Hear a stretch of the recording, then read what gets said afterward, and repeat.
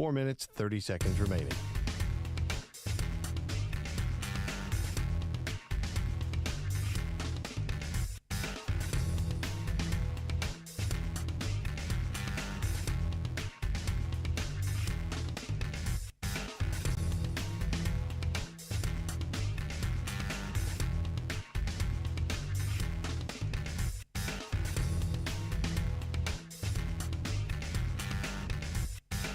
Four minutes remaining.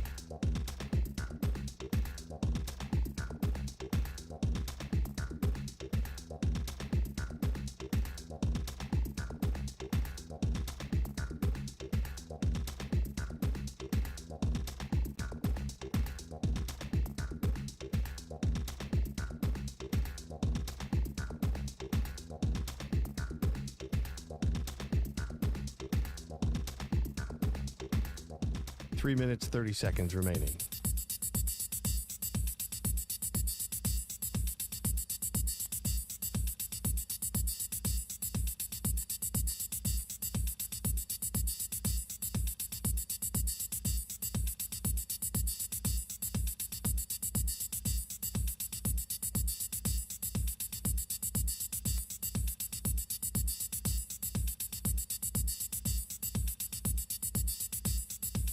Three minutes remaining.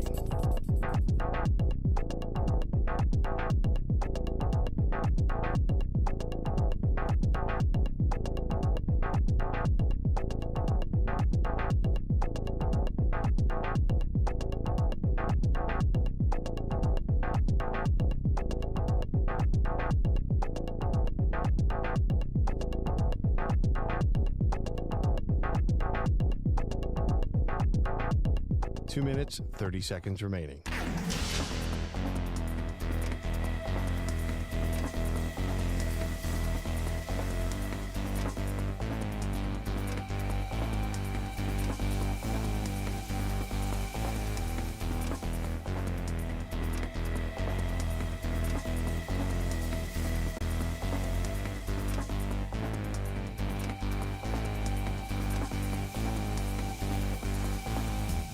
Two minutes remaining.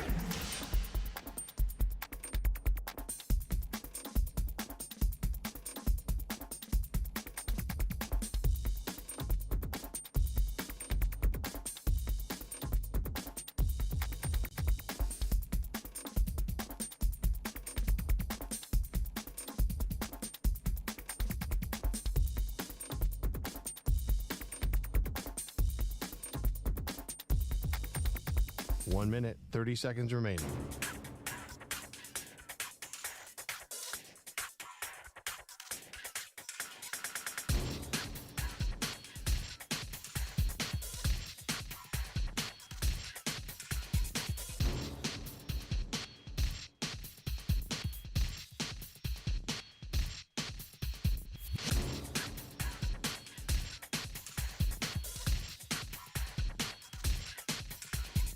One minute remaining.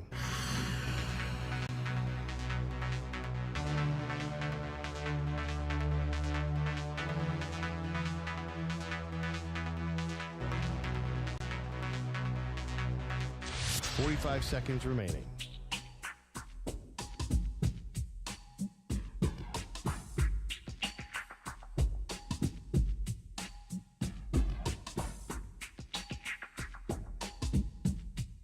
Thirty seconds remaining.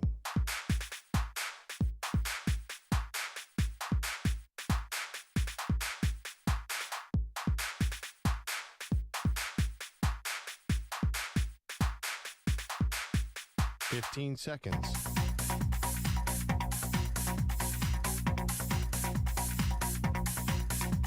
Break ends in 5 seconds.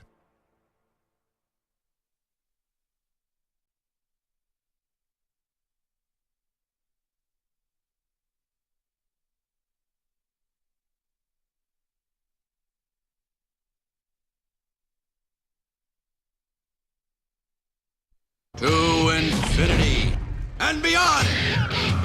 He's live. He's nationwide. This is the Zach Gelb Show.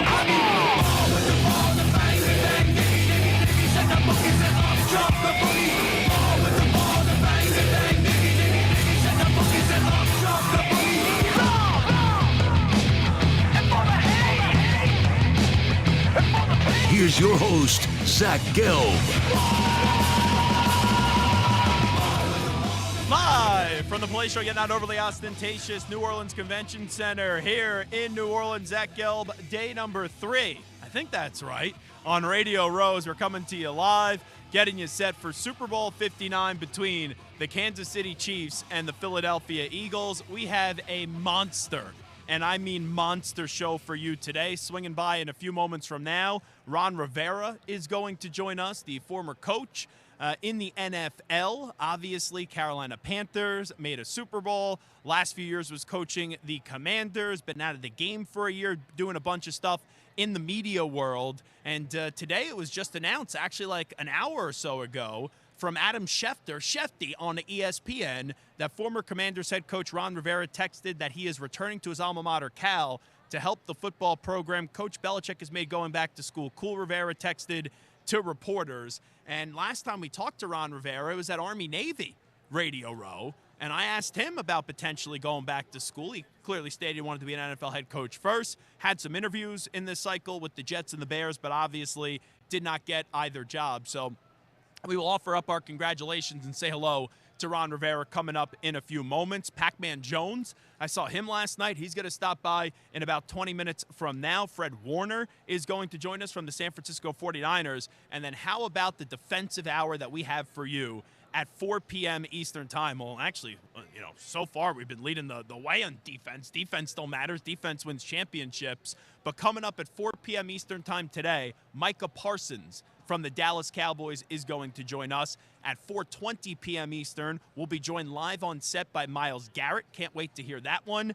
Dameario Davis from the Saints is also going to join us later on in the show. And then the final hour of the program, Warren Sapp will join us as well. So Ron Rivera, Pacman Jones, Fred Warner, Micah Parsons, Myles Garrett, Dameario Davis, and Warren Sapp is the guest list today as we come to you live from the New Orleans Convention Center as we broadcast to all of our great local Infinity Sports Network affiliates, SiriusXM Channel 375, the free Odyssey app, and streaming on YouTube. Really appreciate guys like Cap and Rami for getting the YouTube stream back up and running, so we appreciate your efforts back in our New York City headquarters. And as always, you give me a follow on Twitter and Instagram at Zach Gelb. That's ZACHGELB. And you can always give us a call, 855-212-4227. And we get a day closer and closer to the big game. We're staying in the Eagles Hotel, but it is separated. And I finally got a chance to see some Eagles earlier this morning. I saw Cooper DeJean walking around, Reed Blankenship walking around, and Dallas Goedert as well. So the Eagles well represented here for the Super Bowl, and we'll see how this is going to play on out coming up on Sunday between the Philadelphia Eagles and the Kansas City Chiefs. And here we go. Big congratulations. He's back in the game. He is Ron Rivera on behalf of USAA, and he's kind enough to join us right now. Ron Rivera, he's going back to his alma mater, going back to school, and you're taking pretty much over the Cal program in a nice little role right there for Coach Rivera. That's pretty damn cool to come up with this role for you in this whole name, image, and likeness era. It's going to be kind of interesting just because it's an opportunity to go home. I'm going back to my alma mater. We're working on these details, trying to get this thing hammered out. But it'll be a chance to be involved with the university on the academic and athletic level. I'm going to work with the chancellor's office, work with the athletic department, work with the football team, and looking forward to the challenge and the chance to take this team to another level. The last few years they've gone to bowl games. In my opinion, now it's the chance to get them in position to win the conference, help get them into the playoffs, all that kind of stuff. That's what we're shooting for. And it's such an uncharted territory now in the college game, but it is an NFL feel. This is not amateur sports anymore. This is not, I know school is obviously still a focus, but this is a professional business now. It's got that. It's not quite gotten to where the NFL is because there's still some amateurism to it. But the key is, like you said, there's a professionalism to them. And what we see, a lot of these college teams are reaching out to the NFL. They're looking for guys that come in and help support the program, help develop the program, grow the program. And one of the really neat things that happened this offseason, a lot of people kept going, why is he doing it? It's Coach Belichick took the UNC job with that in mind. And so, again, looking at what he's doing and saying this may be one of the models that we're going to look at, we most certainly are going to consider doing that. Now, I know we've talked about this before where we saw you at Army-Navy Radio Row for yes. USAA. And that was right after the Bill stuff happened. And you said, hey, I want to be an NFL head coach again. I think it's going to happen. But I did bring up college, and you did express an interest in it. Now, this is not in a head coaching role, but a year from now, would that be something that would maybe intrigue you? No. What really does intrigue me is being able to support the university. I mean, first and foremost, I'm at the age now where, I was interviewing for some assistant head coaching jobs in the NFL. And it hit me when I was doing one of these interviews that, wait a minute, I'm sitting here talking about mentoring coaches and working with young players. There's an opportunity to go back to Cal, work with Justin Wilcox, who's the head coach, who I think is a really fine young coach. And I think with some work and some help, we can get to another level. I really do believe that, and I think he's a heck of a young coach. There's a lot of good quality young guys out there on the college level that with some mentoring, with some people working with them, and also with some of the resources that we could get for him, that there's a chance for him to take that to another level. Ron Rivera here with us. What was it like for you? Because it's got to be odd when you watch one of your old teams and they're having so much success. There's probably so many mixed emotions, but there's so many relationships at the end of the day. Seeing what the Commanders did this year, what was it like watching for you? I was very happy for Dan Quinn. Dan's a friend. He and I have been close as professionals. And I was really pleased at the fact that he came out and actually, reached out to me. We got a chance to talk about the environment. We got a chance to talk about what was there and some of the current players and stuff like that. And it was really neat to watch them have the success they did, because I know Dan so well. Getting to know that some of the players that we had brought in and guys that, I really think are good young guys and good football players have the success. It was very neat. In fact, today was the first time I got to meet Jaden Daniels. Oh, wow. And it was really neat talking with him and just tell him, hey, man, you did a great job. And he really did. And it was fun to see. It was fun to watch. It's kind of crazy how quickly things could change in the NFL. Yes. Because we saw 2 years ago that happened with C.J. Stroud with the Texans, Jaden Daniels with the Commanders. And that's what it is. You get a quarterback, boom. You see, this is a quarterback-driven league. I've been through it. In 2011, we draft Cam Newton and changed the entire fortunes of that franchise. Unfortunately, Cam gets hurt in 2018, and unfortunately just, we kind of fall off the tracks there.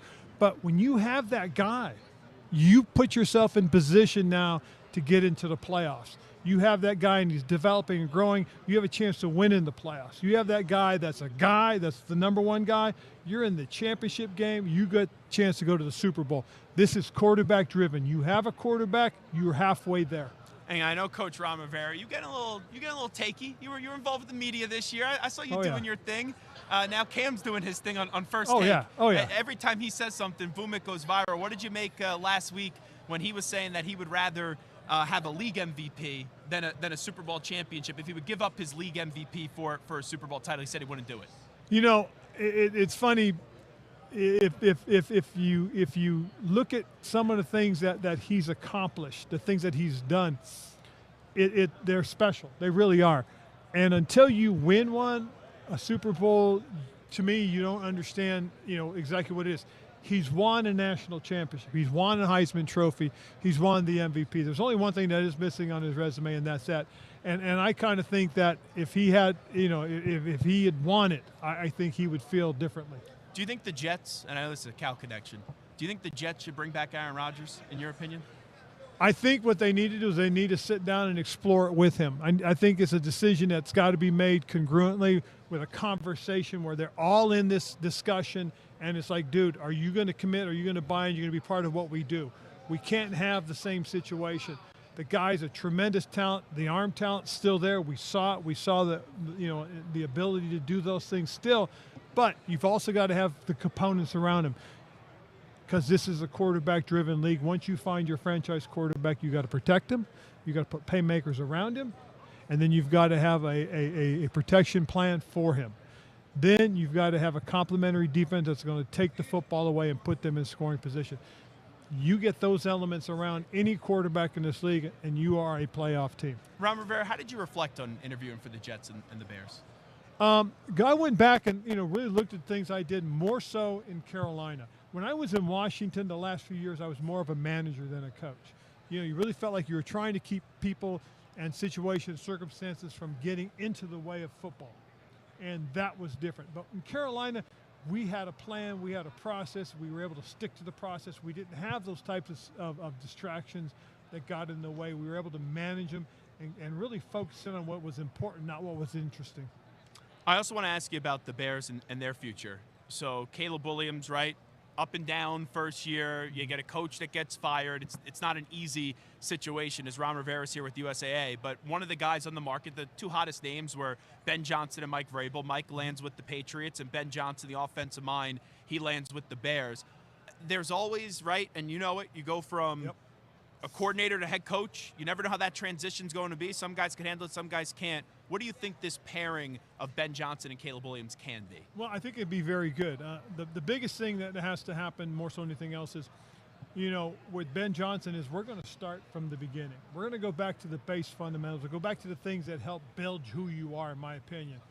What Ben does, that's up to him. But I think this young man needs to refine and work on his base fundamentals again. Get back to what got him to be a special player. And then instill a style of offense that's going to exploit and use his best abilities and talents. This is a guy that showed he was special coming out of college. Somewhere along the lines they got away from it. Somewhere along the lines it looked like they tried to put him into a system that he is not comfortable in.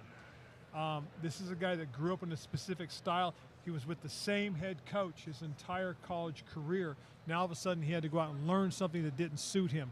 One of the things that I think that they need to do is take a look at what he did collegiately. Look at what allowed him to have the success that he had, and incorporate that into what they want to do.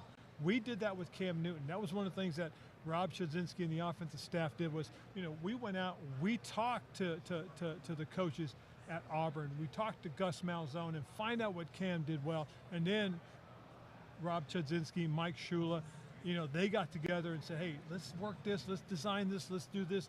We can run these plays from shotgun. We can run these plays from under center. Let's take advantage of these things and do that. That's what Cliff Kingsbury did. You know, when I talked to Cliff Kingsbury about what he had done with Jaden, that was one of the things he talked about. He went and looked at what Jaden did, looked at all the different things that he used, and then took it and incorporated it in his offensive system and created an offense that fit this young man, and look at the success they had. I know no one likes losing, right? No one should like losing. But I think there's a certain way to handle losing. Yes. And when you're the quarterback, it's more than just being any other player on the team.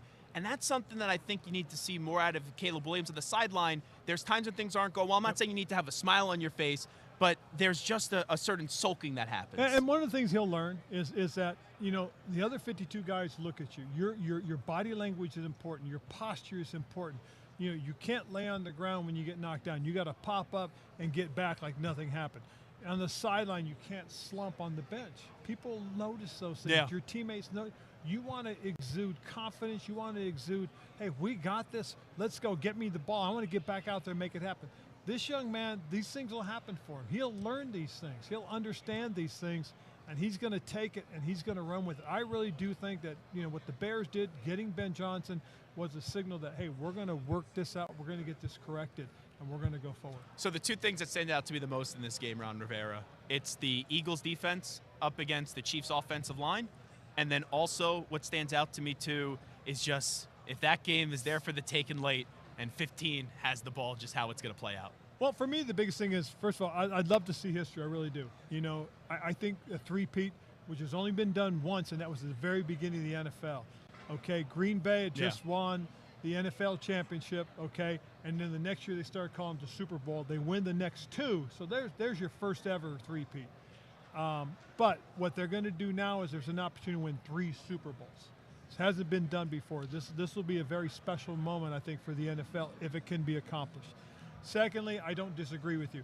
If there's a chance to win it at the end of the game and Kansas City's got the ball, I lean towards Kansas City. I really do. This game's going to come down to, and I don't disagree with you, Kansas City's ability to slow down that pass rush. You know, for the most part, we saw what they like to do on defense. They'll rush the passer with just 4 and drop 7 so they can help those young corners, those young DBs. That, I think, is brilliant. I think that's, you know, kind of the hallmark of what their defense has done all year. I expect Coach Spag to have a plan to try and stop the run and slow it down. This game will come down to explosives. If Saquon has a number of explosive runs, 20 yards or more, I think that could be to the detriment of Kansas City. If Mahomes can have 3 or more explosive passes, that'll be the detriment of Philadelphia. And tell me what you're doing today with USAA. Well, I'm here with USA, for the Salute to Service Award. USA sponsored this. They sponsored Salute to Service Week as far as the NFL is concerned, and they've been very, very giving as far as that is. And it's just kind of neat to be associated with it. My father was in the United States military, so this is very important to me. I'm a Salute to Service Award winner. I won that a few years back, and it was actually a very proud moment for me, but an even prouder moment for my father because of his service, knowing that one of the things that I like to work towards is giving back to the military community and saying thank you very much to our troops and to the family members that support those troops. So this has been a really big deal for me. This year's award winner, more than anything else, George Kittle, a guy that's very deserving, gives back to the community and gives back to the military community as well. And so a lot of people know that, and that's a really big deal. And very proud of the fact that George Kittle now is a Salute to Service Award winner. Coach, always great to see you. We appreciate it. Good luck. Thank you. We'll take a timeout. It is the Zach Gelb Show right here on the Infinity Sports Network. That's Coach Ron Rivera. Adam Pacman Jones will be in the house next. You're in a 5-minute break.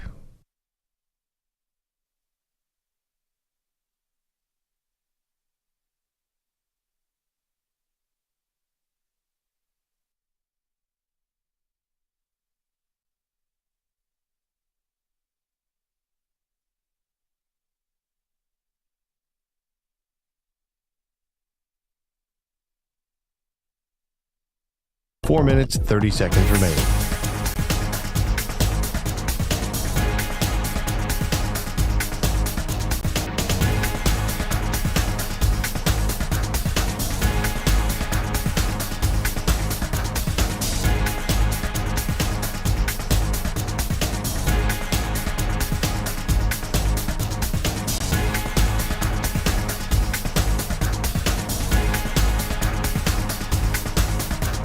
Four minutes remaining.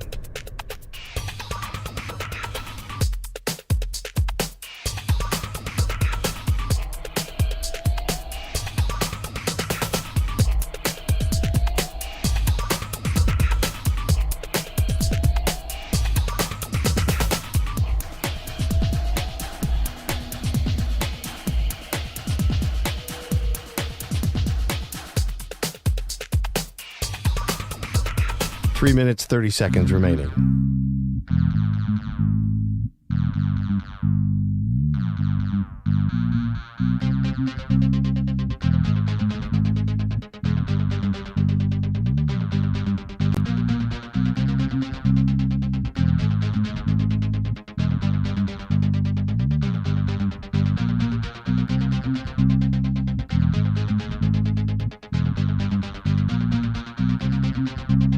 Three minutes remaining.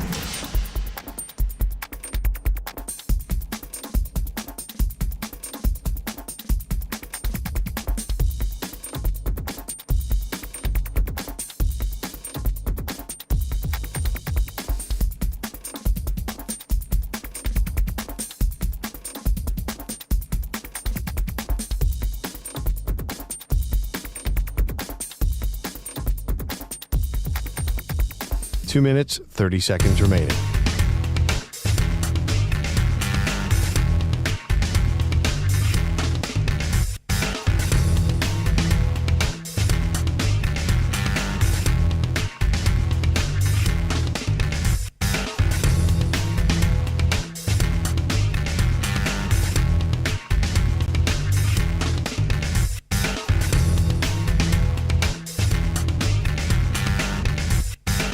Two minutes remaining.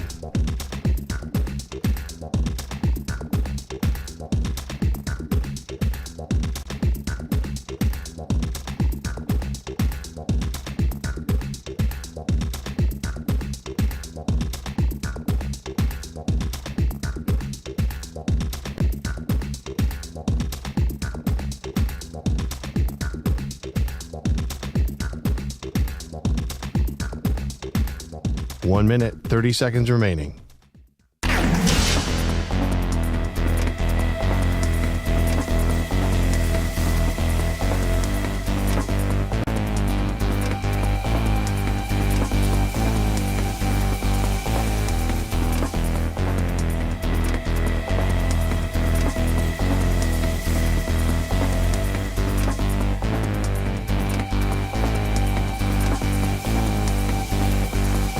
1 minute remaining.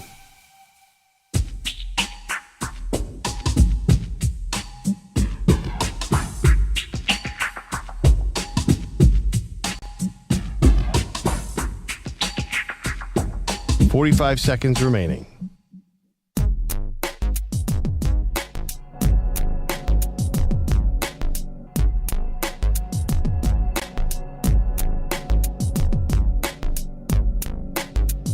.30 seconds remaining.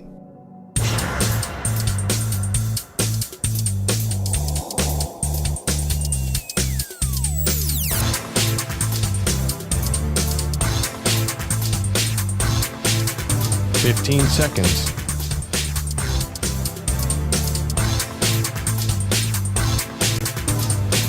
Break ends in 5 seconds.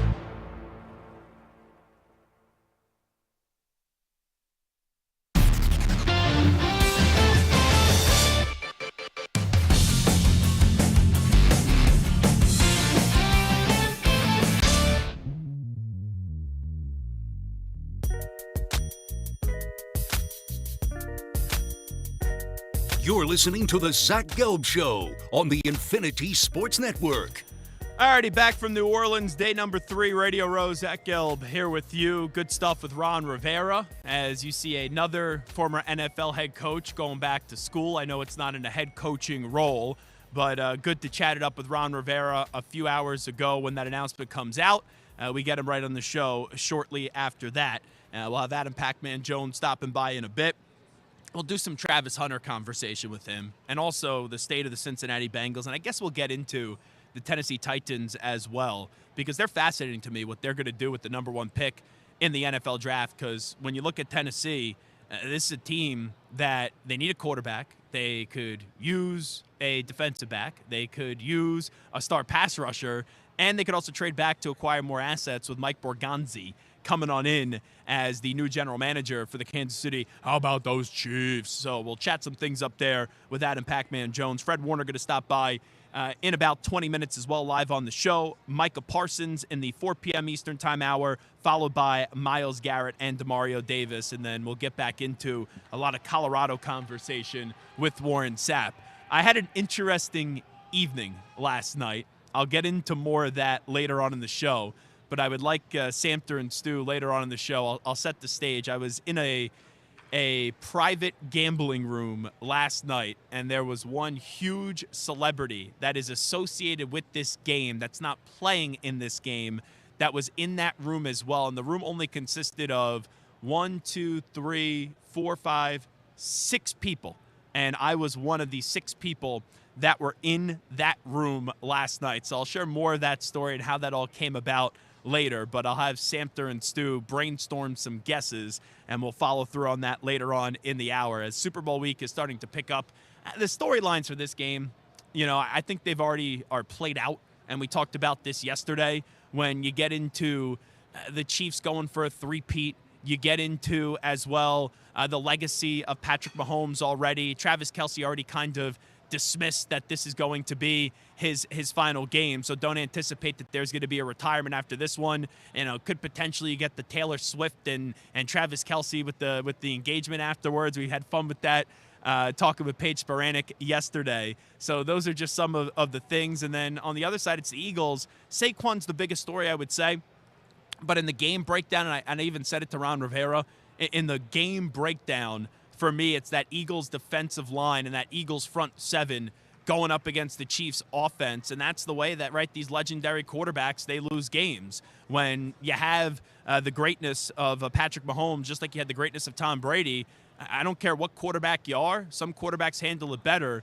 But when you get hit as a quarterback, that's a problem. I don't think you need a PhD in football to figure that one out. So the way to beat Mahomes is you got to hit him, and you got to hope that it's good enough with the lead and the foundation that you build on in this contest. And that's something to me that is going to monitor in this game. That Chiefs offensive line, can they hold up against this ferocious Eagles pass rush? And we saw when Tampa Bay won the Super Bowl, a big reason because of that was Mahomes is running for his life all throughout the game. So for the Eagles, a little Sirianni redemption, a little Jalen Hurts redemption as well but not a lot of major storylines that I think people are freaking out and going nuts about heading into this Super Bowl. But, I say this, and I think this is sometimes a media problem that we do. We go, no buzz with this Super Bowl. And I've said it right, it's a little bit boring in the build-up. Ultimately, I think most fans, and that's who we talk to, the fans, they care about if the game's going to be good or not. I don't know how much the fans care about the hoopla leading up to the Super Bowl. They care if we get a good game or not, and I would be very surprised if we don't get a good game on Sunday. If there is going to be a blowout, I think it would be the Eagles that would blow out the Kansas City Chiefs. Just, hey, the Chiefs offense, maybe it's one of those days that the offense couldn't get off the ground. But I would be really surprised if we don't get a down-to-the-wire, close game, one-score game late. And the question just going to be who has the ball and where the score and situation is going to be in this game. Because if Mahomes has the ball late, no one's going to feel good about it. And you look at those great quarterbacks, Brady with the ball late, Montana with the ball late. You know how great those quarterbacks are. And you have great quarterbacks, and then you have big moment quarterbacks. And you could argue the three greatest big moment quarterbacks in the history of the NFL are Brady, are Montana, and then also what Patrick Mahomes has already done in a short 7-8 year run with the Kansas City Chiefs. By the way, here's an image I did not think I would see.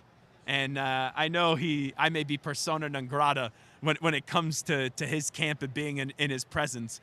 But I just saw that Deebo Samuel walked by me. And Deebo Samuel is wearing, who is a huge fan of me, let me tell you.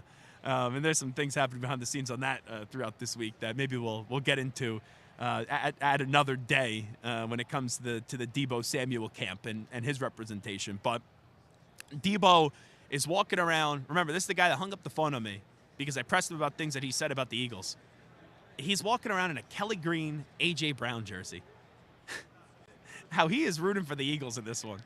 If I would have told folks that a year and a half, 2 years ago, no one, and I mean no one, would have ever believed that. So that's something like, do you believe in miracles? Yes. I did not think I'd be seeing Adam. You had Deebo Samuel in a Kelly Green Eagles jersey. So that's just wild to say the least. And we got Pacman Jones in the house right now. We could talk about all his accolades and everything that he accomplished in the NFL. And now is the host of the Pacman Jones Show. But I think the biggest title that Adam Pacman Jones has these days is that he's a friend of our good friend in Sully, right? Yeah. Adam Pacman Jones, he is one of Sully's good friends. Sully's the best. I know he's listening right now. And he's having FOMO right now because he's still in Las Vegas and he wishes he was out here with us. Shout out to my shrink, Sully. I love you, man. Yeah, so how have things been? You been enjoying the week? Oh, I've been enjoying the week. New Orleans doing pretty good, I would say. When you come here, what do you like to do? I'm a big food guy. Yeah. So I like going down, tasting all the different food. Po' boys and gumbo and beignets and all that stuff? Yep. All righty, let me get into the Bengals with you. So a few years ago, we know what they did. They beat the Chiefs. They get to the Super Bowl. They lose to the Rams. No one could block Aaron Donald. Easier said than done. I get it. And then the following year, they lose in the AFC Championship. Since then, they haven't been back as the way that we expect the Bengals. Where do you think the Bengals are headed? Well, we was one game from making the playoffs, and then it could have been a whole different season. I think we didn't start off good. We got to figure out a way to start better in the earlier part of the season. This is the second year that we started off shitting in the first 4 or 5 games, first quarter of the season. So I think that's the main thing, finding out a way to start fast. With Joe Burrow, we know he's not going anywhere. They'll get a deal done with Jamar Chase. But when it comes to T. Higgins, you feel like he's going to go somewhere else and be number one wide receiver elsewhere? I think Mr. Brown do whatever he have to do to keep T. Higgins there. Wow. We seen what happened when we did this in 2015 when we had A.J., Marvin Jones, Marvin Sanu, and Hulk, and we ended up getting rid of them, and it kind of hurt us because A.J. really couldn't carry the load by himself. And this day and age, you need 2 dominant receivers. When we get to Tennessee, another team that you played for, they have the number 1 pick. All right, everyone's going to give their opinion. Do you go quarterback? Do you go I'll Abdul go quarterback. Carter? Yeah? I'm not sold on Will Levis.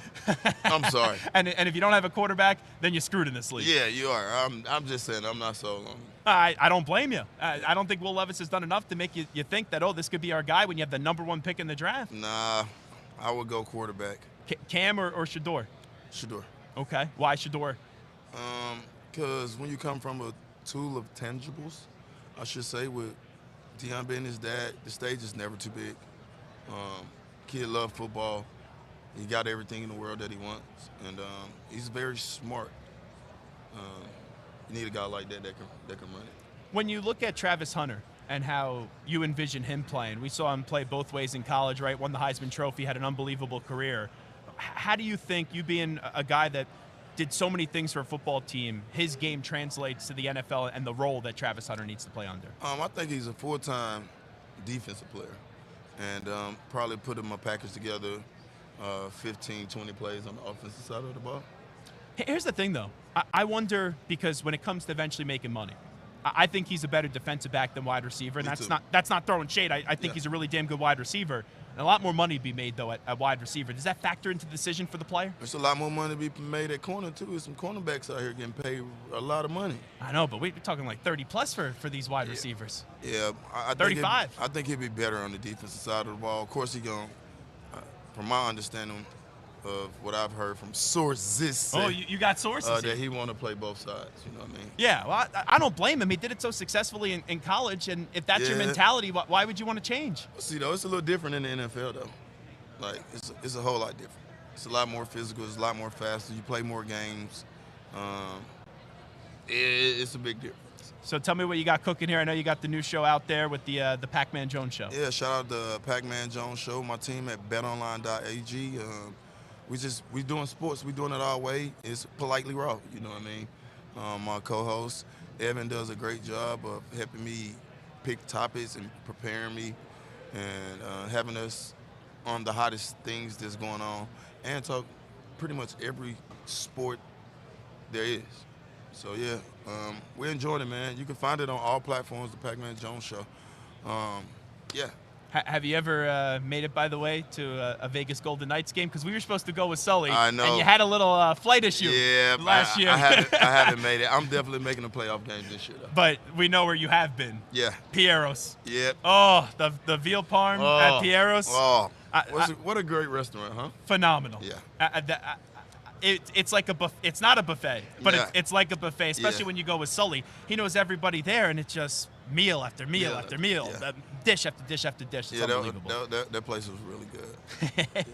He's Adam Pacman Jones, host of the Pacman Jones Show. We appreciate it. Thank you. No problem, brother. You got it. There's Adam Pacman Jones. Take a time out. Fred Warner coming up next. Let's send it back to our New York City studios. Coming up with the latest update, here is El Capitan, Marco Belletti. Infinity Sports Network. Sports Flash. Zach, we're sponsored by Progressive Insurance. Your small business keeps you on the go. Progressive Commercial Insurance keeps your policy within reach with our easy-to-use mobile app. Learn more at progressivecommercial.com.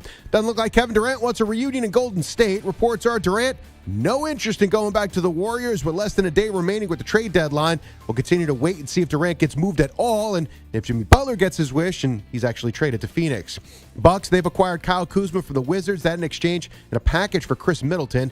T-Wolves have to make do without Julius Randle for at least 2 weeks. That due to an adductor strain. Still a few more days away from the Chiefs and the Eagles. Patrick Mahomes more than familiar with all the hoopla and distraction that comes with this week. I think it comes with the experience, knowing what the week presents, knowing where you're going to be at, and then try to keep it as close as you can to the routine that you always have. So we're excited for the game, and we're excited to get back to more and more higher leverage, higher level practices and get ready to go out there and play our best football. Former Panthers and Commanders head coach Ron Rivera going back to Cal to help out the football program in what appears to be an administrative type role. And five-star offensive tackle Ty Haywood has committed to Michigan. I'm Marco Belletti. This is the Infinity Sports Network. Follow us on Instagram. Our handle is Infinity Sports Network. That's Infinity Sports Network to follow us on Instagram.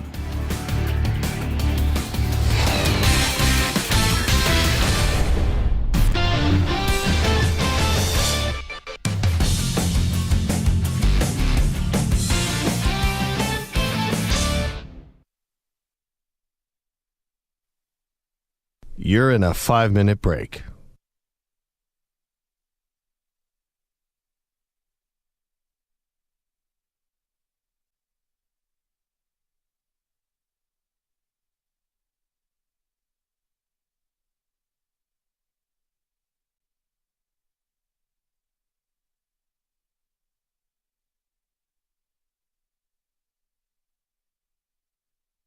4 minutes, 30 seconds remaining.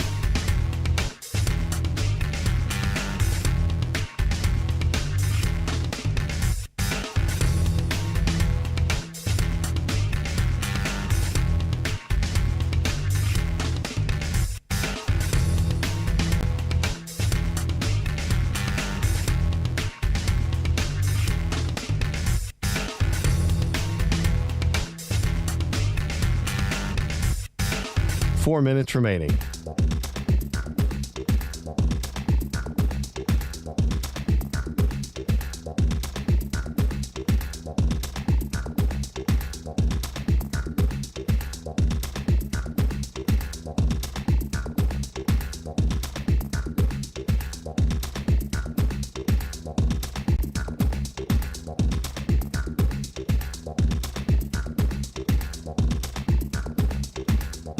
Three minutes, 30 seconds remaining.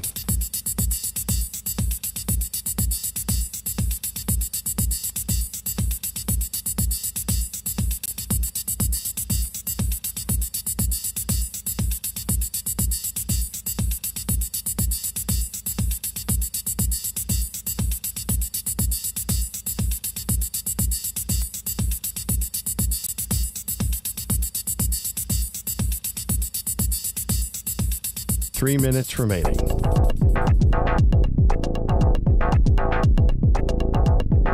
Alrighty, we continue inside the New Orleans Convention Center. Zach Gelb here with you on Radio Row, getting you set for the big game, Super Bowl 59 between the Philadelphia Eagles and the Kansas City Chiefs.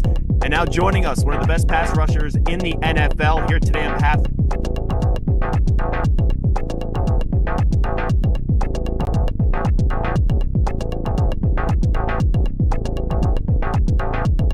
2 minutes, 30 seconds remaining.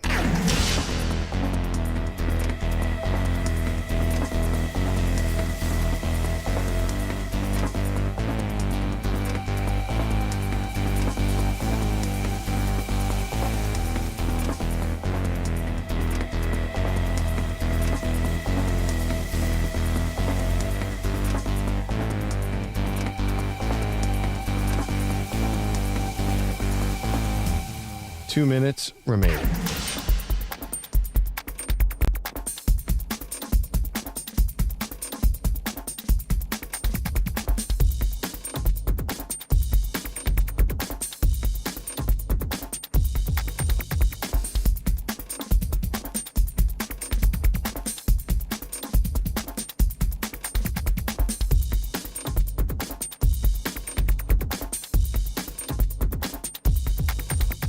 One minute, 30 seconds remaining.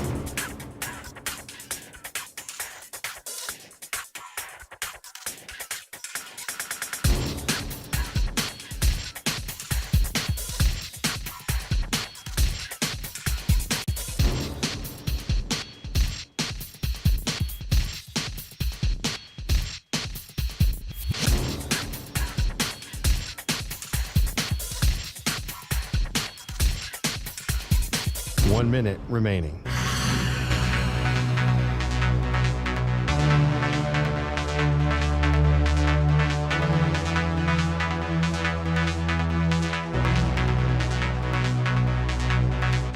Forty-five seconds remaining.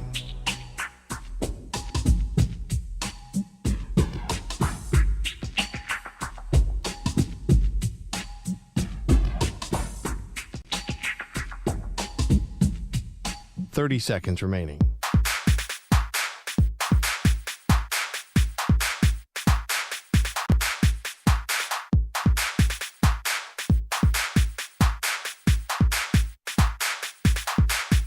Fifteen seconds.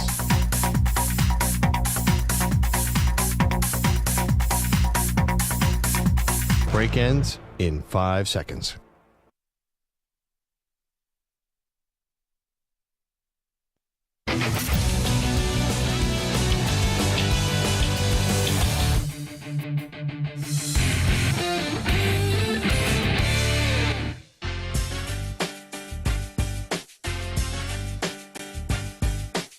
Welcome back to the Zach Gelb Show.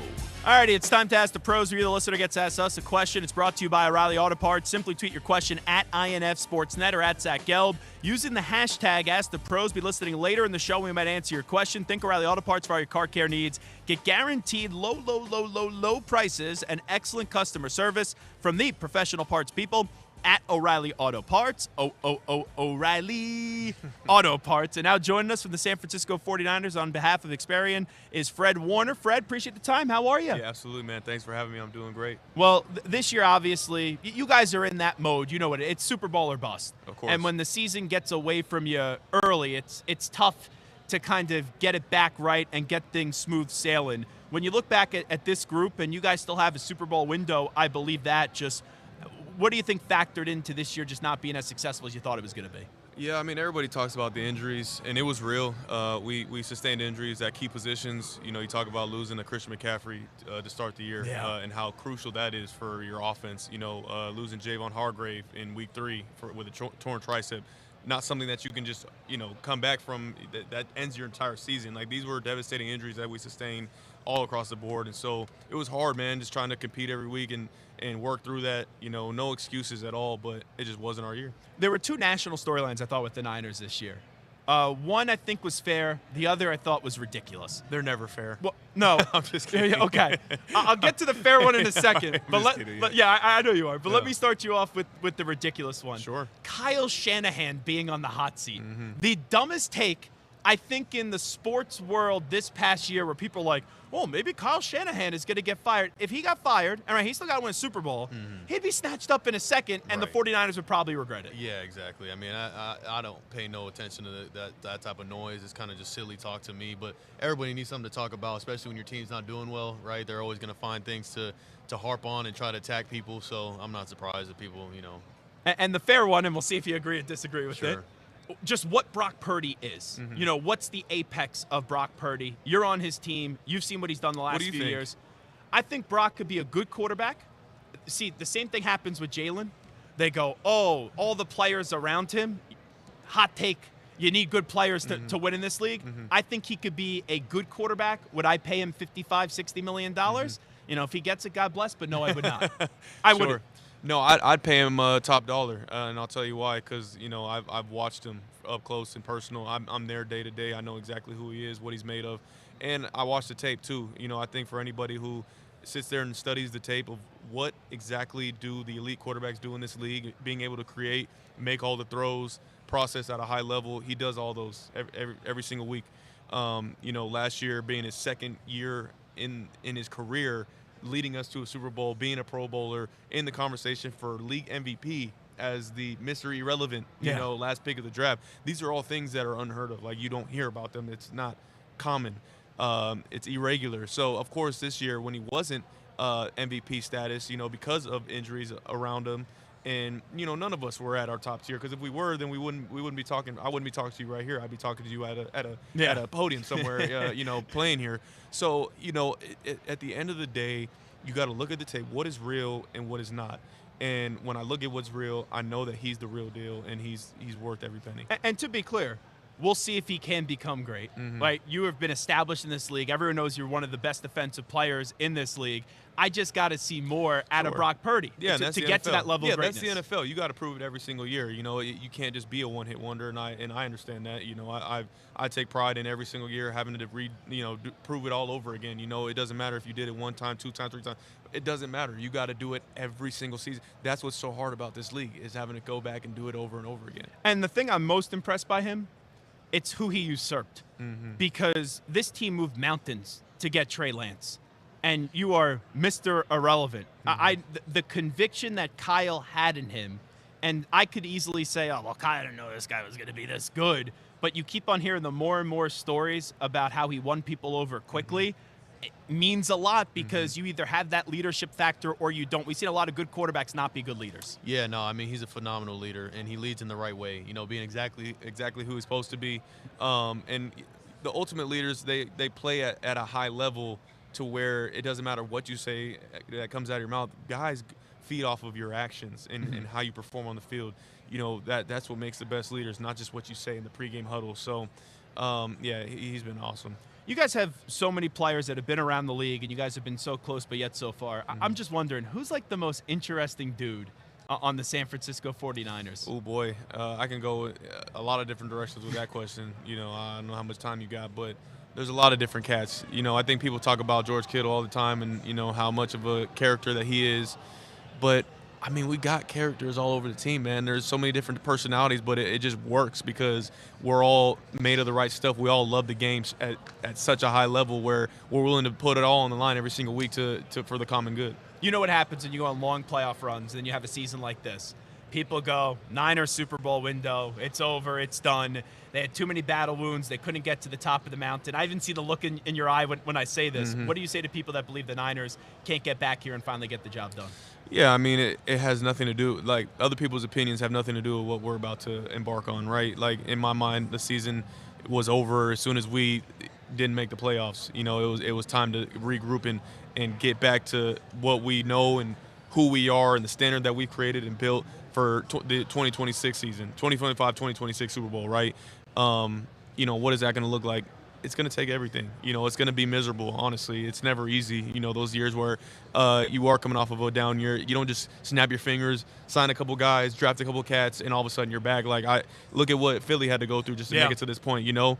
Sirianni having to go through the fire, people calling for his head and all sorts of stuff. So You're talking to one of them. Yeah, you know what I'm saying? So it's like you got to go through the fire, you know, in order to make it. So, yeah, that's what I'm looking forward to. So last year I said about you guys, I said I think the Niners going into this game are the better team from 1 through 53. I picked you guys. But Mahomes is Mahomes, right? Yeah. Is that just how you look back at it, that you have Patrick Mahomes, one of the greatest quarterbacks ever, and you guys could play a good game and it still may not be good enough? Yeah, listen, Patrick Mahomes, phenomenal, one of the best to ever do it. It's never just going to be about all one person. At the end of the day, you know, people want to make it about Patrick Mahomes at the end of the day, but it's a team game. You know, Andy Reid, Spagnuolo, their defense, Chris Jones, like there are all these players that are, you know, unsung heroes that don't get the attention. Of course, and like I said, Patrick Mahomes deserves all the attention because of the things that he's able to do in the clutch moments to help them win these games. But it's the combination of everything, you know, and so that's what makes him so good. And there's something to be said about having been there and done it one time, their first time back in 2019. Now they have the recipe. They know how to win these tight games because they were down and out in that game against us in 2019, where we're thinking we got them, and like they came back and they won that one in a big way.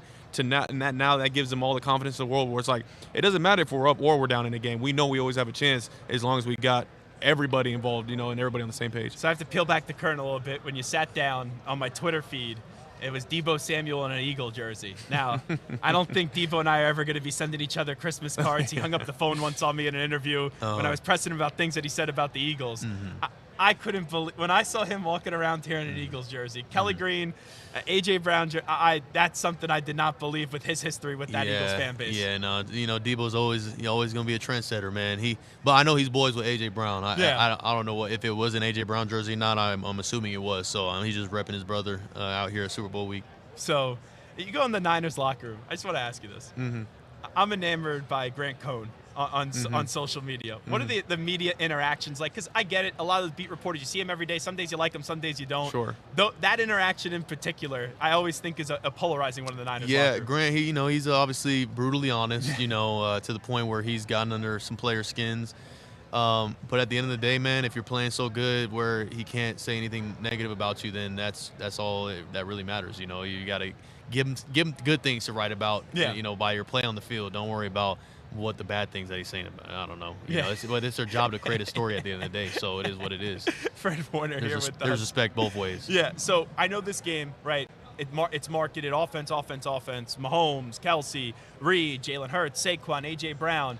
The defenses, though, in this one, with Jones, Karlaftis, what happens with the Chiefs on the back end and the Eagles, Jalen Carter, Nolan Smith, you go on and on and on. I think that's the difference in this game. It's going to be the Eagles' defense up against that Chiefs' offensive line. Yeah, I mean, I could sit here, I could break down every single matchup in terms of position versus position or group, position group versus position group. You know, because then you flip it the other way, and it's like, man, I'm interested to see how the Chiefs' defense goes against Saquon. Like, what's their plan there in the zone read and the RPO and that whole ball game, right? So I mean, there's so many matchups to be clued in on, and I know the announcers do a good job of kind of, painting the picture for the fans who are watching the game. Obviously, Tom Brady calling the game, so that's as good as it's going to get. But, yeah, it's going to be a great game to watch. Last thing I'll ask you, and we'll talk about Experian in just a second. For you, you are now established. You were considered one of the best defensive players in the league. I think one day you'll eventually be in the Pro Football Hall of Fame. When did you start to think, okay, I'm getting that national respect, and I'm not just viewed as a good player, under the radar player. I'm now viewed as one of the top guys, not only by my peers, but a lot of people in this building view you that way. Yeah, there was a moment in my third season, which I'll always remember and always have great respect and admiration for Aaron Rodgers, because we played them. I want to say it was a Thursday night game in 2020, and they came to town and we were beat up, and they took it to us. They beat us up when we were down, but I up to that point I had been playing pretty good. Was coming off of a good finish to my second season, and I thought I was playing at a high level, but you never really know until you hear it from some of the greats.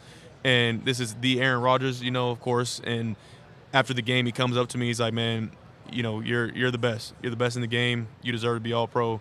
And I happened to be mic'd up. He didn't know that, but I happened to be mic'd. Yeah, I know. Yeah, so it was captured on the mic, and just and that right there kind of just surfaced, and everybody saw it, and it helped me kind of elevate now to that, like you mentioned, that national level. We forget sometimes that athletes are human beings too.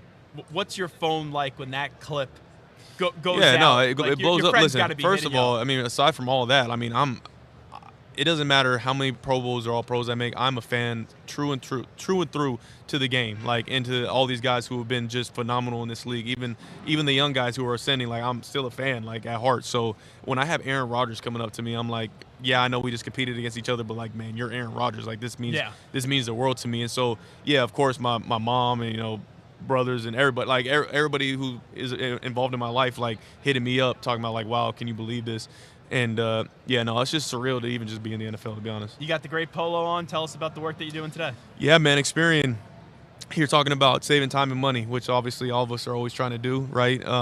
The great thing about Experian is their app, right? You go on their app, and they're able to cancel subscriptions that you don't need or use to help obviously save time and money. We all fall victim to it, where we're always subscribing for something, and I get an ad for this app. You know what I'm saying? At least once a day. Absolutely. I scroll and I need it. I know it, and everybody does, and it's so simple too, because it's these little subscriptions that you fall for, where it may have been helpful for a little bit, but then you just forget about it. But it was a low enough cost where it kind of slides under the radar. But it's just $5.99. I'm telling you that $5.99, it adds up over time. So then they do a great job on the app to be able to just take all the descriptions that you don't use or need. Much respect to you. Really appreciate you doing this. Thanks so much for stopping Absolutely. by. Appreciate you. There he is, Fred Warner, joining us on the Zach Gelb Show on the Infinity Sports Network. Appreciate Fred stopping on by, and we'll see if the Niners can get back in the big game next year with what they've been able to do in the league so far. Really an impressive team, and I'm not just saying that because he's still sitting right next to me, but geez, the San Francisco 49ers have been unbelievable the last few years, so we do appreciate, obviously, Fred stopping by. Coming up in hour number 2, we got Micah Parsons. He's going to join us. Also, Myles Garrett is going to stop by, and I know a lot of people are going to be interested about that one, because we're going to try to figure out where the heck Myles Garrett's going. Is he still here? You got a prediction? Niners interested? Hey, 49ers, what's up? Myles Garrett. And we'll be joined by Dameario Davis and Warren Sapp as well. So we're live in New Orleans. 855-212-4227 is the number to jump on in. 855-212-4227. You can always get at me on Instagram and Twitter at Zach Gelb. That is ZACHGELB. We're going to have a lot more coming on back live from New Orleans after these short messages.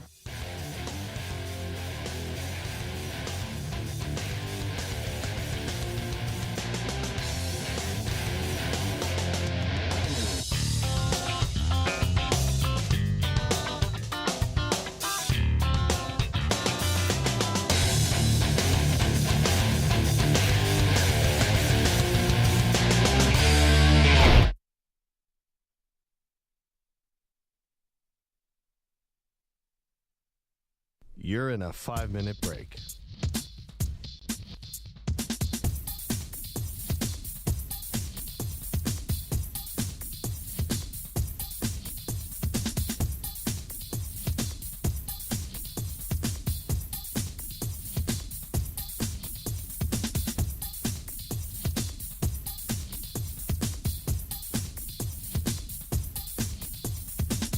4 minutes, 30 seconds remaining.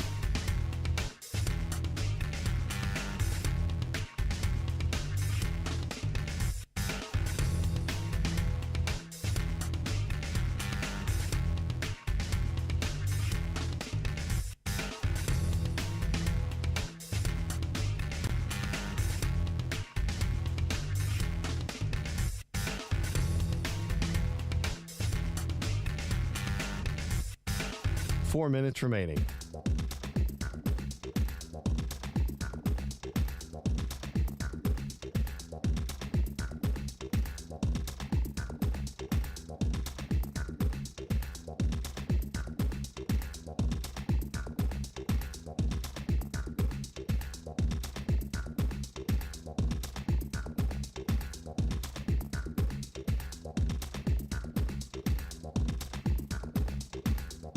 Three minutes, 30 seconds remaining.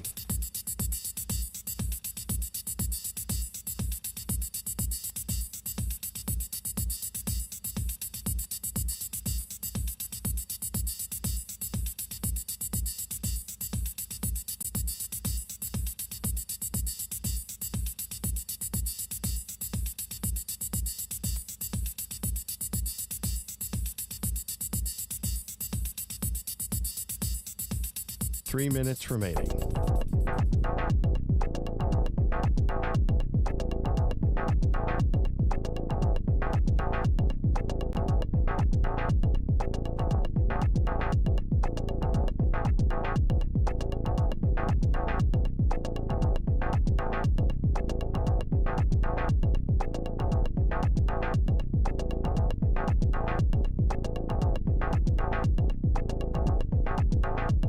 Two minutes, 30 seconds remaining.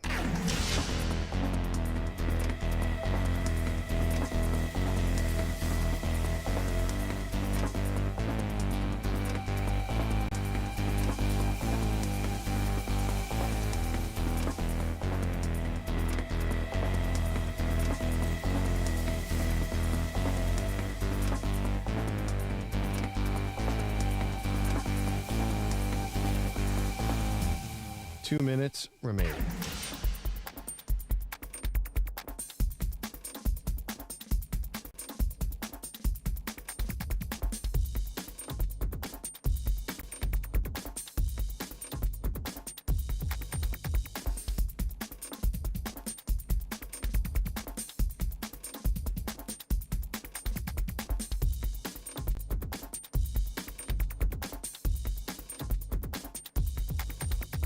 One minute, 30 seconds remaining.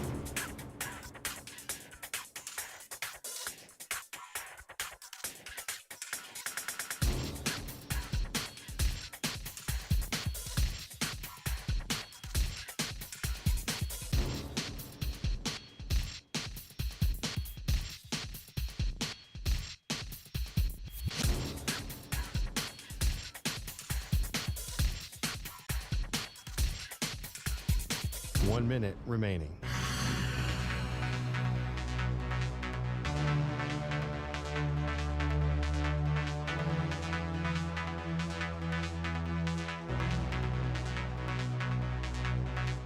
Forty-five seconds remaining.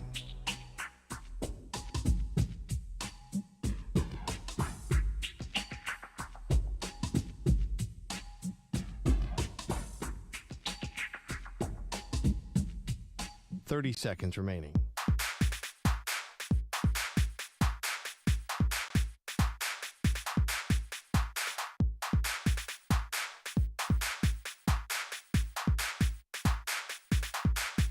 Fifteen seconds.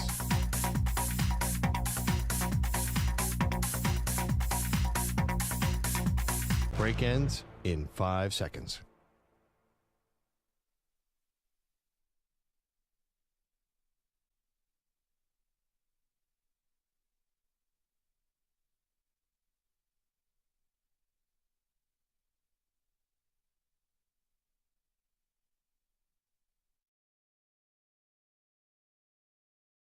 Alrighty, we continue inside the New Orleans Convention Center. Zach Gelb here with you on Radio Row, getting you set for the big game, Super Bowl 59 between the Philadelphia Eagles and the Kansas City Chiefs. And now joining us, one of the best pass rushers in the NFL, here today on behalf of PNG, Battle of the Paddles. That is the star of the Dallas Cowboys in Micah Parsons. Micah, appreciate the time. Good to see you. How you been? Hey, I appreciate you. I'm doing great. So tell me what you're doing. I know that this has been going on for the last few years, but tell me a little bit about PNG Battle of the Paddles. Well, PNG reached out, obviously knowing my family background. I know I got kids and, they serve me up a butt whooping every day. So what do we need? A lot of bounty, a lot of tide, especially on the clothes because they spill it everywhere. But, they're doing a great bundle deal. They're giving $10 off by spending $50 or more on PNG products like Bounty, Swiffer, and Tide. A great event. And then on top of that, there's a huge table tennis tournament where I show why I'm the best in the business off the field also. Well, unbelievable stuff. We'll talk more about that. PNG Battle of the Paddles. Micah Parsons is here with us. Hey, I'm most intrigued to get your reaction on this Luka Doncic trade. I know you talk all things, not just NFL. When you saw that the other day, what was your first reaction to seeing Luka get traded to the Lakers? And my mouth dropped. And I got scared myself. I said, am I the next person in Dallas? Because you really never know what happens. And obviously, I had the ankle thing this year, and I thought that was the reason why I thought it was so important to get back because – your best ability is availability, and the fact that they didn't appreciate Luka for all he's done for them, taking them to a conference final. I would have, the finals, and doing all he did and being a 5-time All NBA just wasn't enough. And I think that's extremely disappointing. I think when you invest in a player, and he's showing you so much love and did so much for your program, you would think the loyalty is still right there back. And obviously, you see in these sports it isn't. So it's super frustrating and sad. It makes you sad. Well, you got 1 year left on your deal. Do you think the loyalty will be there for you? Do you expect to get something done with the Cowboys this offseason? I will hope so. So there's no trade request coming from you. I know, right? People see Myles Garrett with the trade request the other day. People go, oh, I wonder if Micah's going to follow suit there. No, I don't plan on following suit. As long as I get a deal done, I think I'll be pretty happy. What were your thoughts, by the way, when you saw Myles Garrett request a trade the other day? Am I surprised? Yeah, because how long he's been in Cleveland, for this title for Cleveland. But I'm afraid a player of his caliber may have maxed out what he's done. He still has no quarterback. Their money's tied up. He deserves more guaranteed money. His money's there. So either they extend him and give him the money he deserves, or let one of the best rushers in the world move on. I think he deserves it at a contending team. What would your pitch be? Because we see a lot of dynamic wide receivers duos in this league. How about dynamic pass rushers? Imagine Myles on one side, Micah on the other side. That would really be something in Dallas. It'll just be a race to who gets 20 sacks. I think he knows the caliber player I am. But I don't know if we can afford to pay 2 top-end rushers. You got to take care of yourself first. Micah Parsons here with us. How about this Super Bowl? Obviously, you know both teams well. You got the Chiefs, who are the standard in the NFL, and the Eagles, arguably the most talented team in the league. What do you think's going to happen on Sunday? Oh, man, it's going to be a great game. But at the end of the day, I'm always going to take the champs, man. I'm going to keep riding with them. There's been a lot of three-peats in history, and they seem to always come true. So I'm going to take on this three-peat. What's your view, by the way, of Jalen Hurts as a quarterback? Because sometimes when it comes to Jalen, people go, oh, he's good, but, he's got Saquon, he's got A.J. Brown, he's got Devontae Smith, he's got Dallas Goedert, a great offensive line. Your view of Jalen Hurts as a QB is what? I mean, all those things is true. But, that's what good GMs do. They put you around great talent. It just shows you how good Howie is and what he's willing to do to win. I don't think, as a GM, you say, hey, I paid this quarterback money and let me make my quarterback jobs harder because he got all this money. No, you say, all right, I paid my quarterback money to win games, and Jalen found ways to win games. He's a winner. You can't take that away from him. And, he's surviving in this league. But, yeah, I think all can be true. He is good, but he's not elite like the Patrick Mahomes and the Josh Allens. But, he also has a little bit more help than them, too. So that just all goes to the GM work. How far are you guys away? Because I know you guys made the playoffs the last 3 years, right? 12-win seasons. And then this year, a lot of injuries. The carpet kind of came out from underneath you. I know there's a lot of changes in Dallas right now, but the state of the Cowboys is kind of what maybe getting back to the postseason in your view? Oh, man, I think it's right there. We just got to go win games, get healthy, and get ready to attack and play good football. Micah Parsons here with us. How was the reaction with Brian Schottenheimer getting announced as new head coach? It was exciting, man. You let everyone kind of digest, but Yeah, it'll be good. What do you want to see out of the defense for next year? Like, if you're saying, hey, this is my message on what I want to see for the defense, it's what this upcoming year, Micah? Oh man, let's just keep, start how we finish. Play Okay. aggressive, play downhill, keep attacking, and we're gonna do a lot of good things. How would you describe playing for Jerry Jones? Just wondering, because we talk so much about Jerry and so much gets said about Jerry. Jerry says a lot. As a player, your view of Jerry Jones as an owner in this league is what? Yeah, you people get confused with Jerry Jones. I think he's one of the best owner and GMs out there when it comes to his intelligence, what he can offer you on the field, but not just on the field, but off the field. I think he's an extraordinary man. He's a very wise man, and I think everything he does have purpose, and you kind of just gotta let him prove his way. Wrapping up with Micah Parsons, PNG Battle of the Paddle. So last year when we had you on set at Radio Row, we asked you for your top 5 pass rushers, and that kind of made the rounds and had a lot of reaction on social media. I'm just curious right now, who are the top 5 pass rushers, pure pass rushers in the league, in your opinion? I would say, myself, Myles Garrett.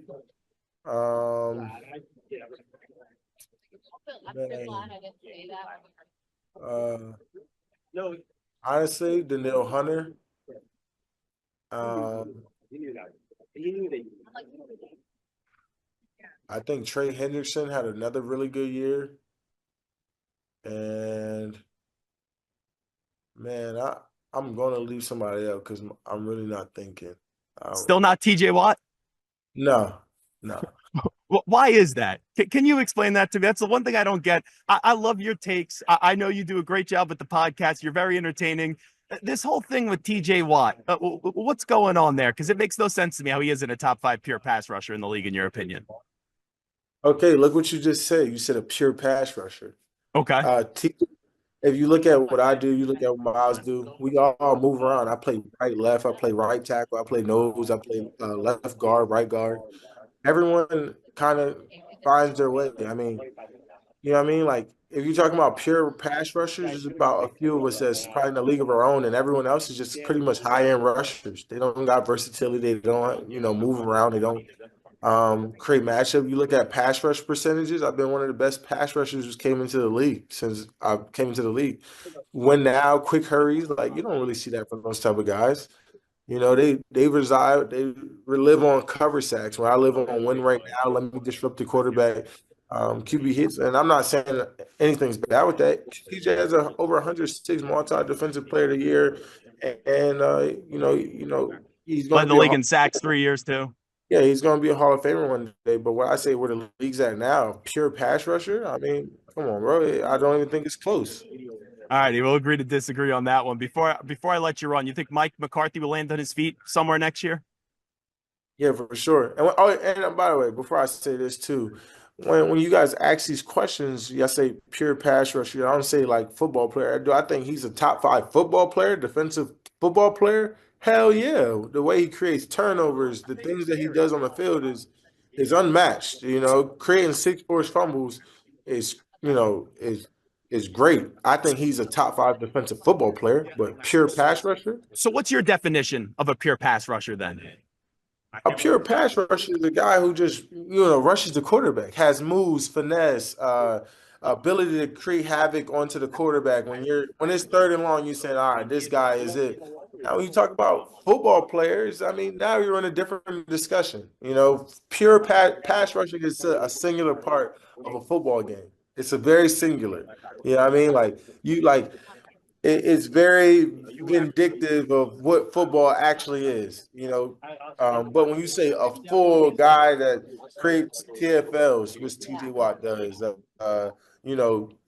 creates forced fumbles, creates, knockback in the run game and does disruption a little bit in the pass game.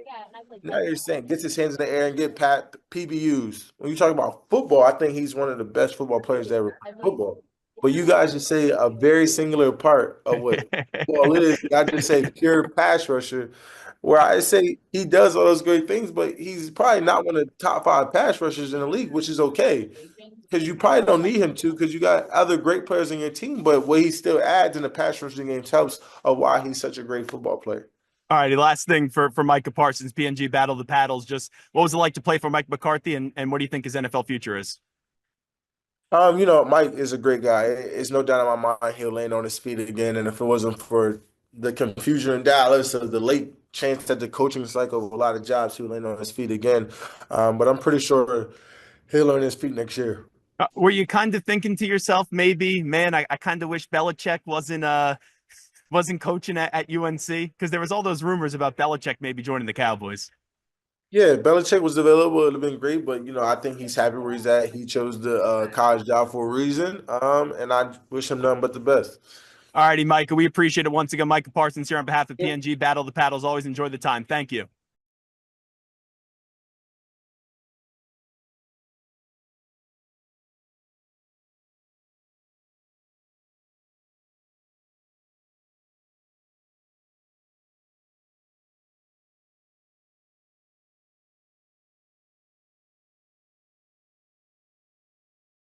As Micah Parsons joining us on the show. We appreciate him stopping by for a few minutes today. The Zach Gelb Show on Super Bowl Radio Row is sponsored by Tide Pods. Turn to cold water washing with Tide Pods. When you switch from hot to cold, you could save up to $150 a year on your energy bill, plus Tide cleans great in cold. A lot to unpack from that conversation with Micah Parsons. So he does not intend to request a trade, even though he was kind of shocked by the entire situation with Luka Doncic, and he talked about how eye-opening that was for Micah Parsons. But with the fact when we have the Rich Eisen crew coming on in, so we have to say hello to Chris Brockman. He's probably already recruited Myles Garrett around here. We know that. He's doing some Patriots pushing, obviously. But when you look at what Micah said with us, he doesn't intend on requesting a trade for the Cowboys as long as they pay him. I think that's very fair. And I know that the Cowboys get sloppy with these negotiations. I know that they usually wait until the last possible second. With what Jerry Jones does and the way that he operates a football team, I think it's very in line in terms of what Micah Parsons operates and kind of pushes his brand as well. Like, if you have an owner and a player that are in probably great lockstep, it's really Jerry Jones with his vision and Micah Parsons with his vision. So I don't anticipate him requesting a trade. I think they'll find a way to get a deal done. It's just, will there be any sloppiness? Will there be any kind of turbulence that ends up happening with Micah Parsons and the Cowboys where we get to that point? But as he said, he doesn't intend on requesting a trade, but hey, intentions can obviously change. I thought the response when it came to Myles Garrett, where Myles Garrett, right, who's going to join us in a bit, he's one of those players that is going to be highly sought after. No one has any problem with him besides Cleveland Browns fans. I think some of them even understand it, requested a trade. And you looked at some of the teams. I suggested the Commanders, the Eagles, the Chiefs, the Lions, the Buffalo Bills. Those are teams that I threw out there. But you could potentially have the Cowboys be in the mix. And I saw that there was even the odds the other day. They had him as the number one team to potentially go to were the Dallas Cowboys. But Micah's response there, he goes, it'd be a race to 20 sacks. It'd be a competition and who could get there. But with that being said, he doesn't know if they have the money to go around. And I can get that right. He's looking for his Micah Parsons. You bring in Myles Garrett. He wants to stay in Dallas. And Mike, I don't think that means that Dallas's time, Micah's time in Dallas will be coming to an end. But that's kind of a player perspective of that. I thought he was going to be like, yeah, hey, Myles Garrett, come on to Dallas and join the Dallas Cowboys. So I think that's the biggest question this week. Where is Myles Garrett going to wind up? There's been some Cooper Kupp conversation as well. And still, the other two non-Super Bowl storylines, will Aaron Rodgers be with the Jets next year? And then also what Tennessee's going to do with the number one overall pick to lay the foundation for the NFL draft. So really good stuff with Micah Parsons. Hey, I have now done this 2 years with him. I don't understand. He could explain it all he wants. You can't call T.J. Watt a top 5 pure pass rusher, I think is a joke. But we've had that conversation now 2 times, and he was complimentary with them, but he just doesn't like the wording of a pure pass rusher. And when you led the NFL, 3 of the last 5 years in sacks, I don't know how you can't call him a top 5 pure pass rusher in the league, but Mike is entitled to that opinion. All right, let's take a timeout from Radio Row. When we come on back, Zach Gelb here with you on the Infinity Sports Network. Myles Garrett.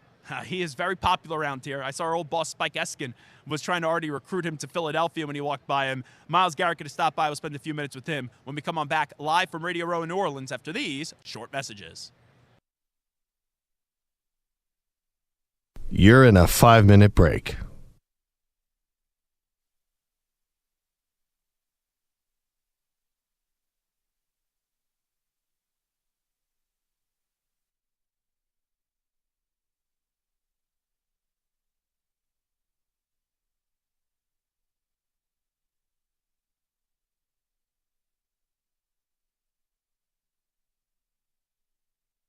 4 minutes, 30 seconds remaining.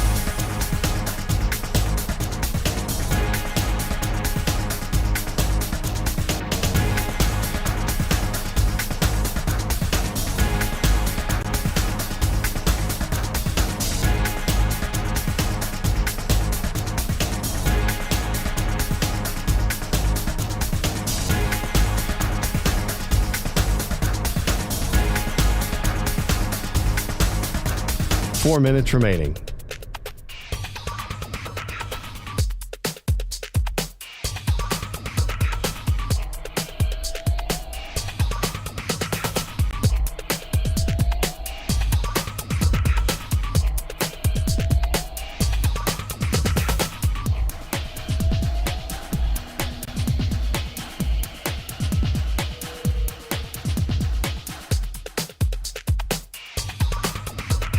Three minutes, 30 seconds remaining.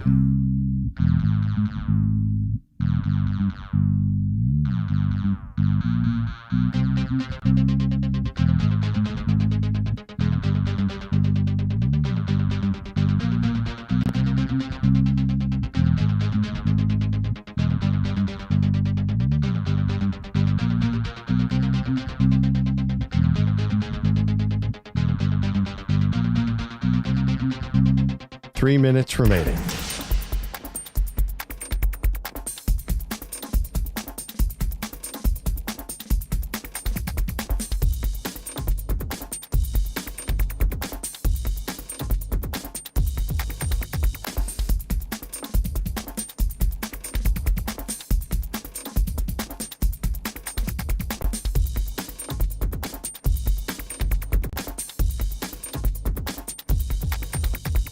Two minutes, 30 seconds remaining.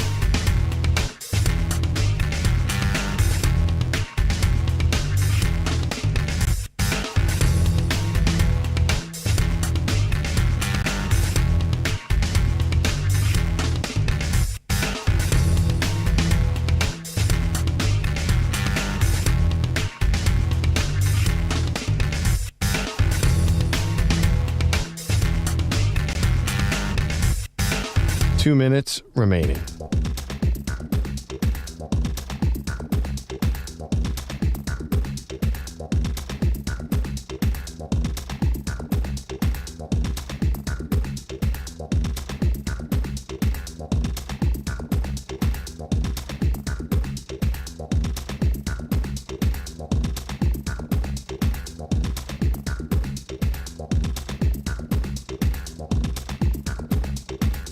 One minute, 30 seconds remaining.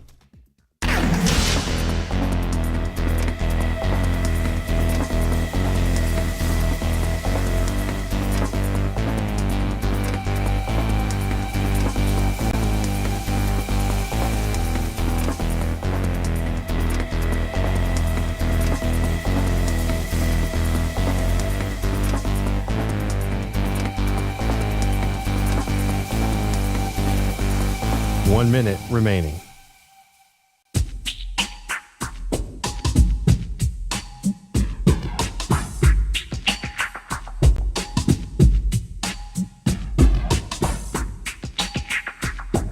Forty-five seconds remaining.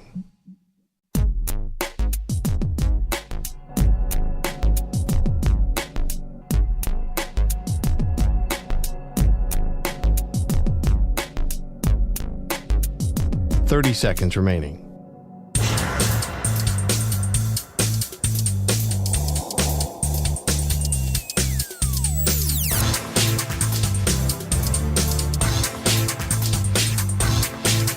Fifteen seconds.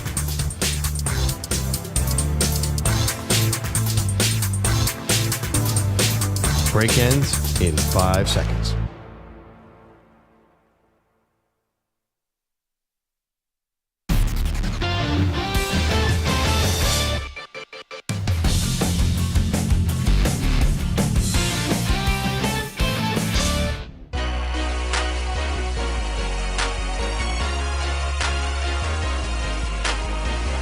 Welcome back to the Zach Gelb Show on the Infinity Sports Network.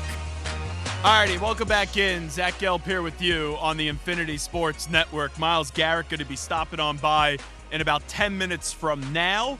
Running a little late, but he will make out some time for us today and make up some time with us. So we will talk to Myles Garrett 10 minutes from now right here on the Zach Gelb Show on the Infinity Sports Network. Already a lot of reaction to our conversation with Micah Parsons that we just had a few moments ago. He does not intend to force a trade from the Dallas Cowboys. Gets into a little bit about Myles Garrett and that talk that he could be traded to the Dallas Cowboys, and he had to say, hey, it'd be a competition, first to 20 sacks, but he doesn't know if there's enough money to go around in Dallas to afford both Micah Parsons and also Myles Garrett. We know Micah Parsons got 1 year left on that contract, and I thought his reaction on Luka Doncic was fascinating because no one thought Luka was going to get traded. No one even thought that was a possibility, and then bam, Luka Doncic ends up getting traded, and it still doesn't feel real.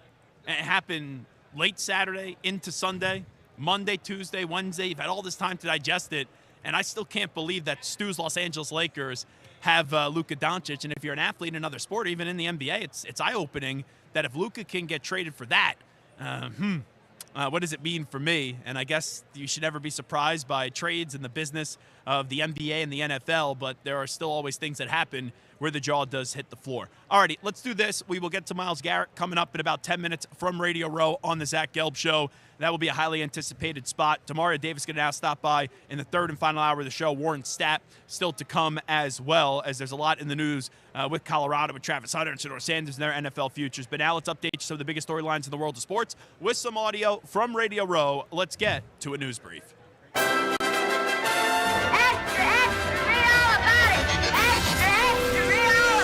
Time for your daily news brief. We get you caught up on the rumors, reports, and reconnaissance from the day in sports. Alrighty, let's get to a question that was asked to Travis Kelce about Taylor Swift and the officials. Yes, you heard that right from Monday's Zoo of opening night, which is media night. What do you love more, Taylor Swift or phantom 15-yard roughing the passer penalties in the playoffs? That's a good question. Anybody else? Stu, just going to get on a limb here. Travis Kelce wasn't a fan of that question. I don't think so, no. Did you have a problem with it? Now, if you understand the night, it's such a zany, stupid, dumb, pointless night. Yeah. And, it made news, but, all these aggregators, I saw they're like, oh, this is shameful. Take away the guy's credential. Like, they're comedians that go to this night. And you could say, oh, yeah, it stinks that Travis Kelce had to answer that question, but that's the night. So at that night, I get it. Anywhere else, yeah, it would be ridiculous. Like if that was at a Chiefs media availability once opening night happens, and that's today at a press conference setting, stupid. But it's for it to happen in that setting, it's not surprising, and I don't think there should be outrage over it. I totally agree. I think you said it best. In a normal press setting, it would be bad, but in this case, no. It's a lot of laughs on Monday night. Let's get to Patrick Mahomes if the Chiefs' hatred nationally motivates him. I don't know if it motivates me. I think I'm so motivated by just the success that we have together as a team. I know that the guys on our team, how much they love football and how much work they put in on an every single day basis. And so when we step on that football field, we're going to come together as a brotherhood and as a family and just play our best football and live with the results after. So it's not like I'm embracing the villain or doing anything like that. Let's also get to Nick Sirianni and controlling his emotions. That was always a big topic of conversation. Even last year when he beat the Chiefs, he had some things to say to the fans walking off the field. And Sirianni, he wears his emotions on his sleeves. Listen up. I think I've gotten better at that as the year has went on, as the years have went on. But to say I'm going to stop being excited when we score a touchdown, all the work, or stop being excited after a win with everything that we lay on the line to do so, that's just not who I am. Yeah, I think Sirianni, he has reeled it in a little bit. He's still a player's coach. I don't think he's a doormat anymore. But with that being said, when you look at someone like Nick Sirianni, there's going to be moments where he does things that are very college-y that you would not expect from a head coach, but he is still someone that you can't be fighting fans, and things are going to happen on the sideline where there's animation, but you can't let it get the best of you, especially when you're 60 minutes away from winning a Super Bowl. LeBron James on his future with the Los Angeles Lakers. I'm here right now. I'm here right now. I'm committed to the Lakers organization. I'm here to help Luka and Maxey make the transition as smooth as possible. As the leader of the team, as one of the captains of the team, it's my job to make it as seamless as possible. And let's get to LeBron James.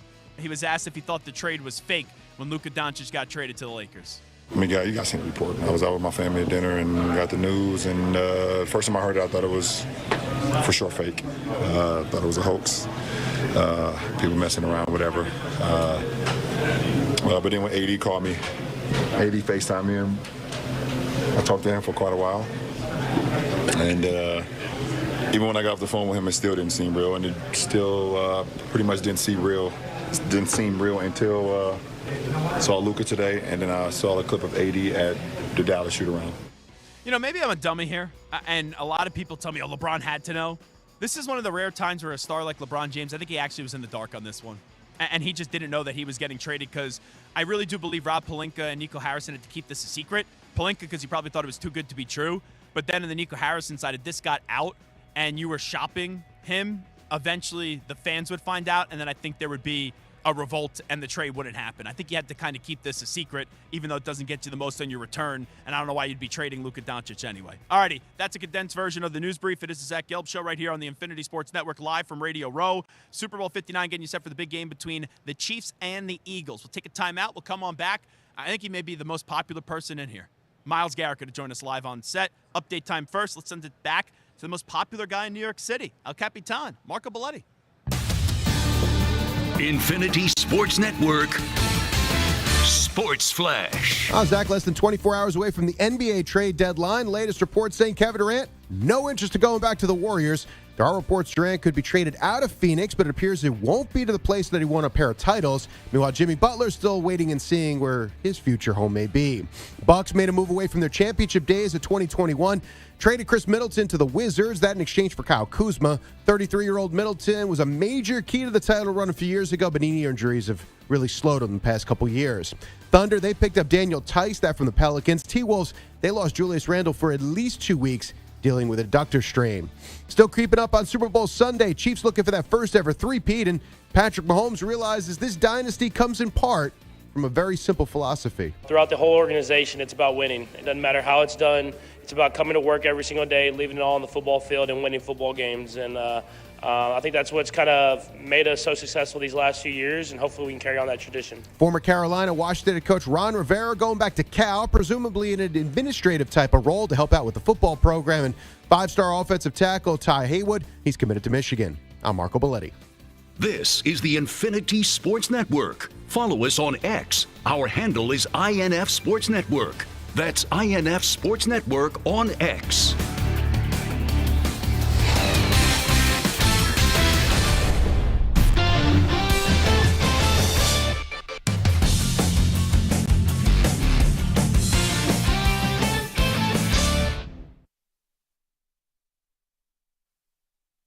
You're in a 5-minute break.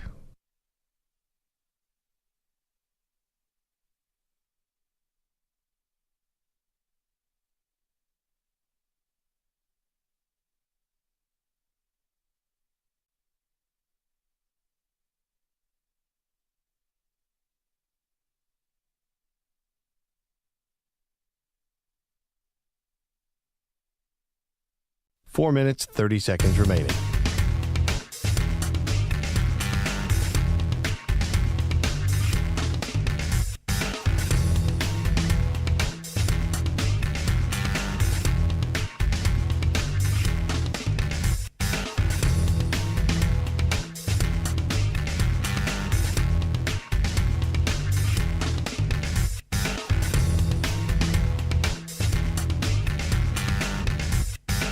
Four minutes remaining.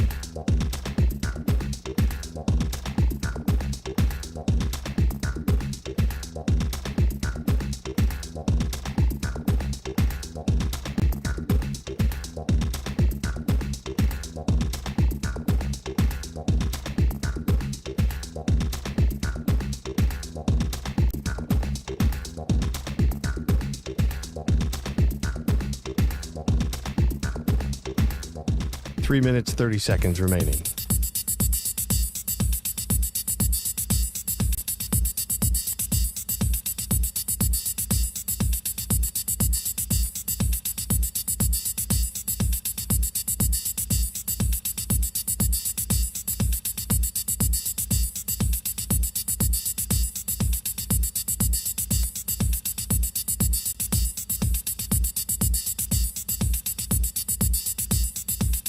3 minutes remaining.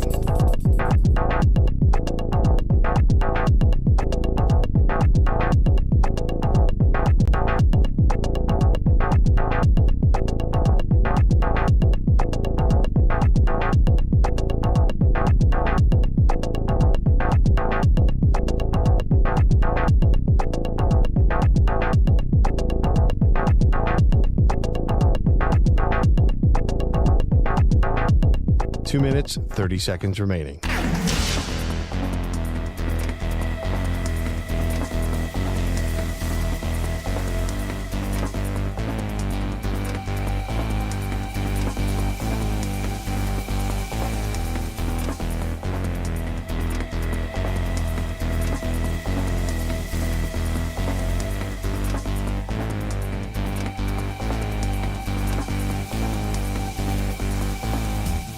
Two minutes remaining.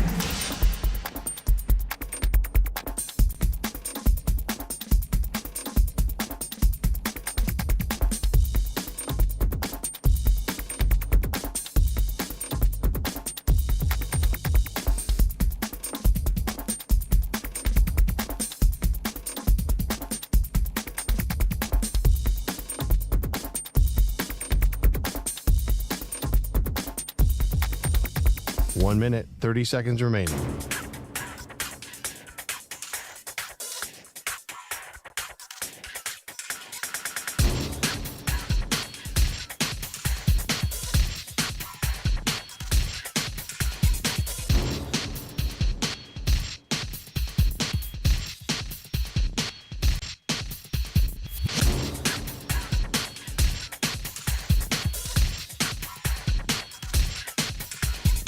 One minute remaining.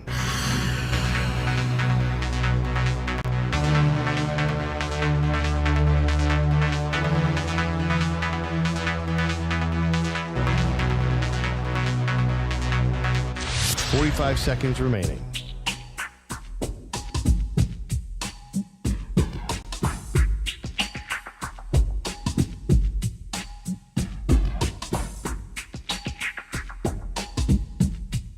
Thirty seconds remaining.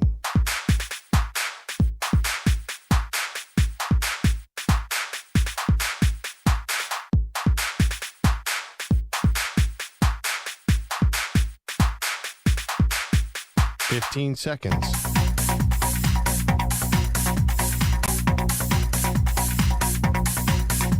Break ends in 5 seconds.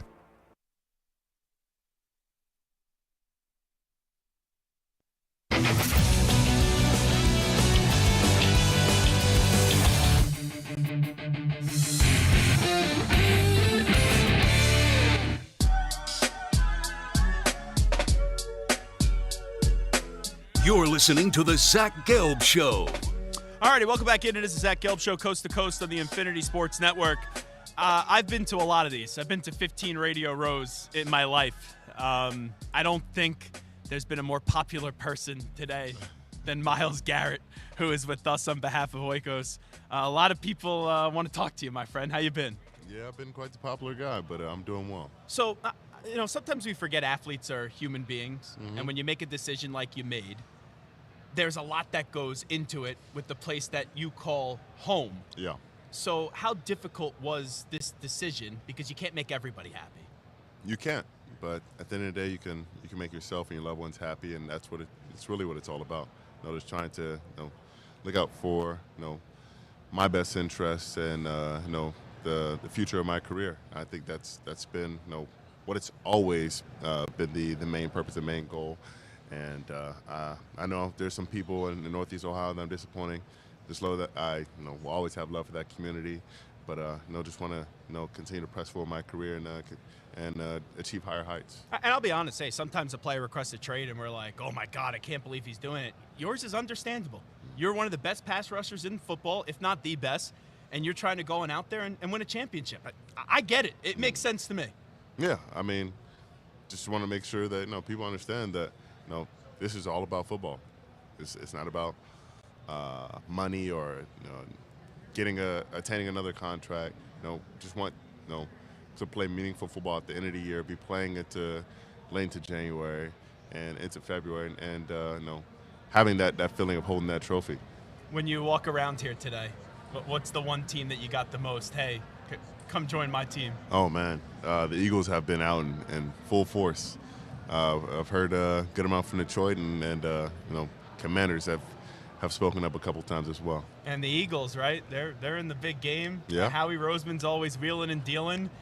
We even have some of their media right here to the right recording this conversation. And my old boss, Spike Eskin and Ike Reese, they're chanting at you, come to Philadelphia. You could see yourself eating some cheesesteaks and winning a championship in the city of brotherly love. I mean, we went there for a preseason. I definitely got me a cheesesteak. It lived up to my hopes. And now I'm not going to stay too attached to any one team at this point. I know my fate really is in my hands, but it would be a hell of a destination. And then also, I was just talking to Micah Parsons, Mm-hmm. and your name came up. And Micah said it would be a race to who could get 20 sacks first if you did join the Dallas Cowboys. But then he also said, I don't know if we could afford to have both Myles Garrett and Micah Parsons with the contract situations. Yeah, it could be tough. I know his contract is our new contract is coming up here soon, and same with me. I'm up for an extension in the near future as well. So it could be tough, but if they want to figure it out, if their management wants to figure it out, it's very possible. Who is the pass rusher? Just wondering, right? Because you're at the top of the list. Who's the pass rusher that you respect the most in the NFL? That's someone that you watch and you go, man, he's just as good as I am. Well, I'm not sure if I look at anyone and I say I make direct comparisons and say they're just as good as I am. In the same zip code. In the same zip code, you have some very talented pass rushers across. I have a lot of respect for these guys. I mean, this guy in my own division, Trey. You got another guy in TJ. You got Micah. You got Nick. You got Joe. You got Max Crosby. You got definitely Max. Can't forget Max. He's a hell of a force. Hope to see him healthy soon. Aiden Hutchinson was coming into his own and really turning into a dominant force. And there's names that I leave out, but those guys are very special. And any given day, those guys can hit for 1, 2, 3, 4 sacks. And it's just a matter of scheme and playing with the lead helps. Having an offense that can allow you to pin your ears back and really display your talents. We do a lot in the media where it's just offense.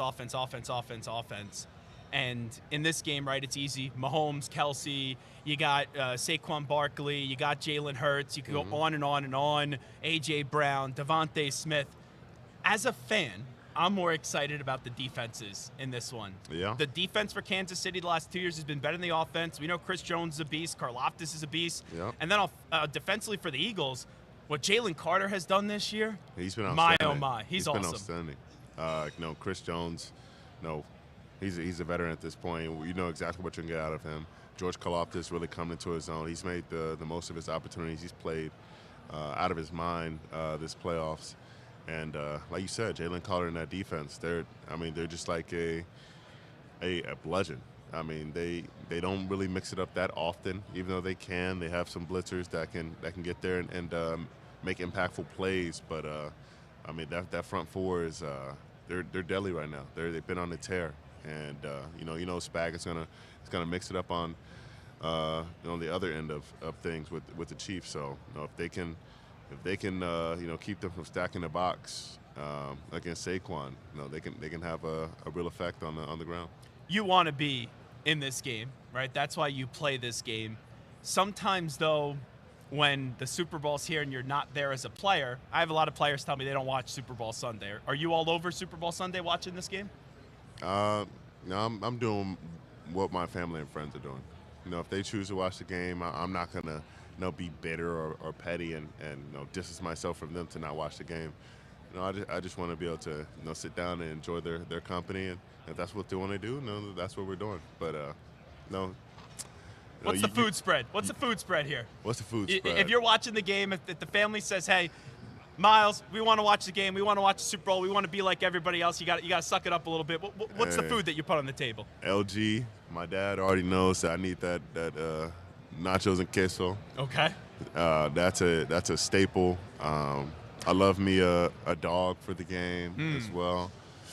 But honestly, you go wings? Hmm? You go wings? They go wings. I'm not a. You don't. I've started to dabble more into wings. Actually, it's been more recent, but also have some pizza on deck. Are you a ranch or a blue cheese guy with wings? Blue cheese. Thank you. Yeah, blue cheese. You know, that's a big character flaw for me.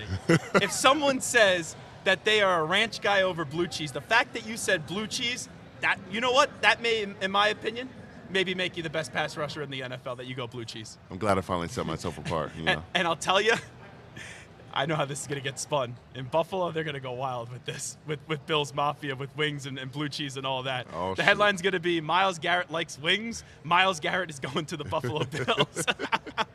It's that easy. It can be spun that quickly. Yeah, and also you could be a missing piece for a team. Like, there's teams that are close. They bring you, especially with who they have to go up against in Patrick Mahomes. That's a missing piece for Buffalo. Hopefully it'll be, the great equalizer for some of these teams that were knocking on the door.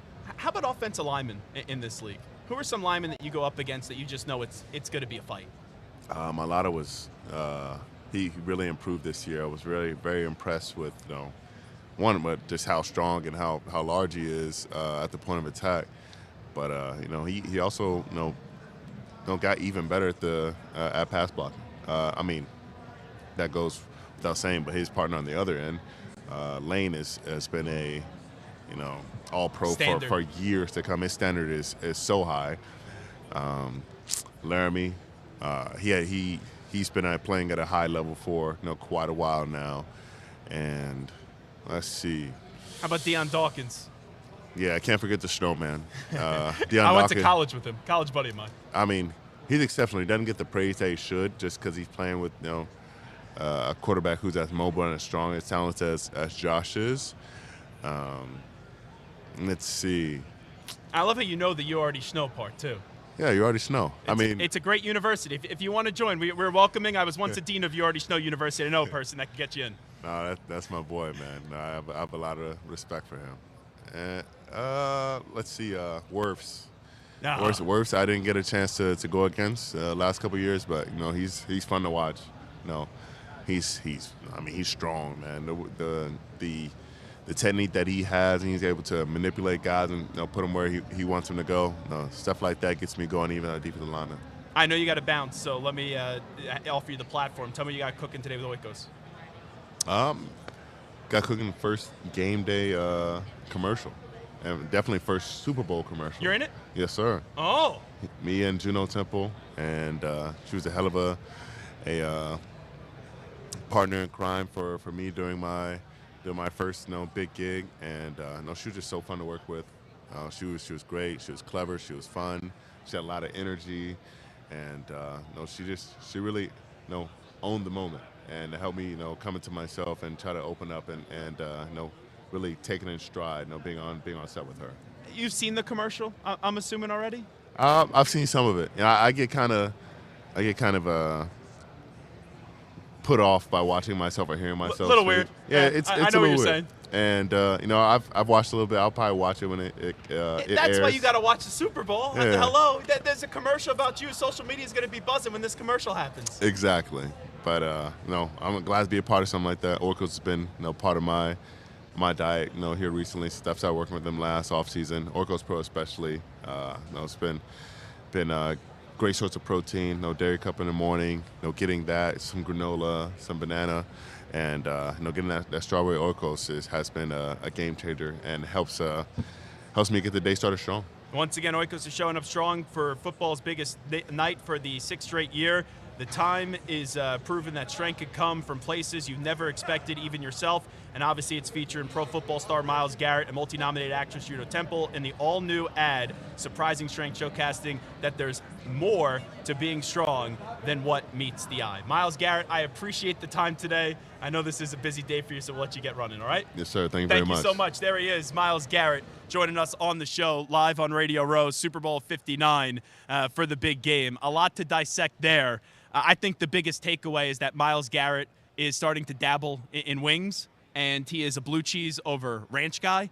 So first off, that is very good to hear, and also we know how people in Buffalo are going to take that. But hey, when he's watching the Super Bowl on Sunday, you see two teams here in the Eagles and the Chiefs who, if they get Myles Garrett, it's just a move they don't need to make, but it makes them even better. And I think Kansas City's a destination. I don't know how you get it done, but I think Kansas City could be a destination here. Like, we've discussed this in terms of the last few days since this news did break. And people ask me right away, give me 5 teams. And the 5 teams I gave you, I had the Buffalo Bills in no order in the lines. Those are the 2 obvious. And then I said, okay, Howie Roseman, he'll go make a move at this. He'll go make a run at this. He'll go take a chance at this, and he'll swing. We'll see if it ends up connecting, because they're still a very good team, and there is a need to add another pass rusher, especially when the Bryce Huff situation doesn't work out, and so on and so on. But you move through the entirety of these teams and the possibility when you get with the Bills, when you get with the Lions, you get with the Philadelphia Eagles. We've mentioned the Kansas City Chiefs, and then there's the Commanders too. The Commanders are going to be a potential destination where it's quickly how that changes in 1 year, where last year you're asking me at the Super Bowl that there's a player of the caliber and the ilk of one Myles Garrett that he's requesting a trade. We wouldn't say at all that the Commanders would be a destination, but you get that pig out there, and he's no longer with the organization in Daniel Snyder. And then since then, you get the quarterback. You know, Dan Quinn is a player-friendly coach, respected coach in this league. Adam Peters is a solid general manager with what we've seen. And you get a player like Jaden Daniels, then it's boom. Everyone's interested, or there's a lot of people that now used to say, cross the Commanders off the list, don't want to go to that organization, or they're going to have to overpay to get me. Now teams are going to be circling the Commanders and say, okay, I'm going to be interested. You know, I'll give Myles Garrett credit there. I don't think it's that tough of a spot, if I'm being just honest. But I will give him credit that he didn't dodge any questions. I think since we asked him, you know, kind of from the human standpoint first, it did open him up a little bit more than probably another typical interview that he does do here on Radio Row, because people just try to get the headline right away. To me, we'll tell you how the sausage is made a little bit here. The guests very early on will either be comfortable with you or they're not going to be comfortable. And when you have this trade request that has been blasted everywhere, and I think most people just understand the idea of the trade request, he wants to go in a Super Bowl. And right now, they're not in a position, the Cleveland Browns, to get to a Super Bowl. Forget even right now a playoff spot. But even if they get to a playoff spot and they turn that around a little bit, there's not a belief and there's not conviction that they're anywhere close to contending for a Super Bowl. And you look at Cleveland, Joe Thomas is someone that was in Cleveland for years. Joe Thomas is someone that was a great player, one of the best offensive linemen of all time, and never was really on a team that you were all that afraid of. And for quarterbacks, yes. Coaches, yes. We really pigeonhole those guys in, do you have a Super Bowl ring or not? Most people, when they talk about Joe Thomas, they don't say, oh, my goodness gracious, he's not someone that hasn't won a Super Bowl. You go, great football player. But that doesn't mean that there isn't a desire there from players outside of quarterbacks and coaches to go win. And I wondered earlier in the week, when we knew we were having Myles on and this stuff came out, how serious was he about winning?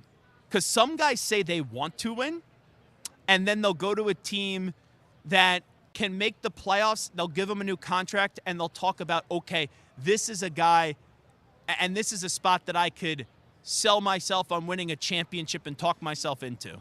If that's the case, you got to talk yourself into going to a spot to try to win a championship. You're going to the wrong destination, and you're not serious about winning a championship. And I threw this around the other day.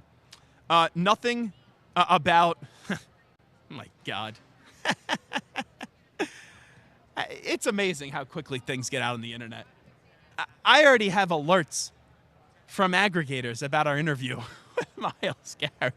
I just refreshed my Twitter feed, and it's already over ML football and all this other stuff. So we'll get the videos, we'll get the clips out there, but it's amazing. When that interview was happening, there was 4 members of the Philadelphia media. They're like, oh, Zach has ties to Philadelphia. We know Zach. We know Zach's going to go get an answer here at a Philadelphia side. But getting back to the point with Myles Garrett, I wondered if he would go to a place like Atlanta, right? A place where you say, I really consider myself, in a chance to go win a Super Bowl. But in reality, Atlanta's nowhere close to winning a Super Bowl. Now, maybe Michael Penix takes off, and maybe Michael Penix does what happened to Washington with the Commanders and Jaden Daniels, and maybe they could eventually become a Super Bowl destination. But you're leaving right now in your last few prime years, and you're going to want to be in an actual Super Bowl contender. And I threw out those 5 teams, and I'll throw in a 6 with the Cowboys. Eagles, obviously Super Bowl contender. Chiefs, Super Bowl standard. Lions, Super Bowl contender. Commanders, now a Super Bowl contender. Like, you go through these destinations, Eagles, Chiefs, Lions, Bills, Commanders. Those are Super Bowl contenders. But then we talked about the possibility of Myles Garrett getting traded to the Cowboys. And if that's the case, yeah, you have Myles Garrett and Micah Parsons. You could destroy some quarterbacks. But in offense, yeah, CeeDee Lamb is nice. And he's a heck of a player, one of the better wide receivers in the league. Dak's a good, not a great quarterback. Is that enough for me to say that the Cowboys are a Super Bowl contender? In an organization where I don't have a damn clue what to expect out of Brian Schottenheimer, like all those other teams that I mentioned, Sean McDermott's a good coach. Not great, but good. Dan Campbell, one of the better coaches in the league. Andy Reid, the best coach in the NFL. Nick Sirianni, now getting his praise and his moment in the spotlight. Dan Quinn has been to a Super Bowl before. Brian Schottenheimer being there, and that's a great unknown. What happens if he's an unmitigated disaster? And we've seen before coaches become unmitigated disasters on talented teams, and it derails an entire season. And look at the Jets. Now, I didn't think Robert Saleh should have been fired. I don't think it was unjust. I thought he should have been given time because you're going to Jeff Ulbrich. That's not going to do anything. But poor coaching and sloppy coaching, you look at teams this year like the Jets and the Bears. The Jets and the Bears have talent. You may not think they're great. You may not think they're anywhere close to winning a Super Bowl, but both those teams should have been competing for a playoff spot this year. And a big reason why they weren't was they had crappy coaching. So for me, when you look at Myles Garrett, my biggest takeaway from that interview and that conversation when he joined us for about 10 minutes or so on Radio Row, and I appreciate his time, was he's actually serious about winning. And I'll be honest, I didn't know if I was going to walk away with that take because I've seen it now, and not to sound like I'm a curmudgeon, and not that I'm an old man, but I've done this enough where I've heard the athletes say, hey, I'm serious about winning.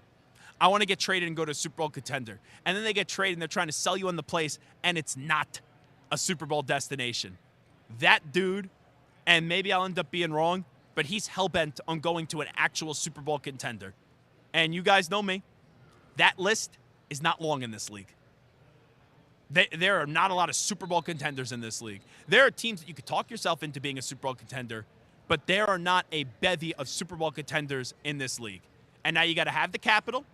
You got to be willing to maybe alter the contract too and give him more money. And then there's other stuff as well. But Myles Garrett, my biggest takeaway from that conversation, I didn't know if it was going to be the case, is he serious about going to Super Bowl contenders? So teams like the Eagles, the Lions, obviously the Chiefs, the Bills, they got to call in, they got to check in, and ultimately Cleveland's not going to win this battle.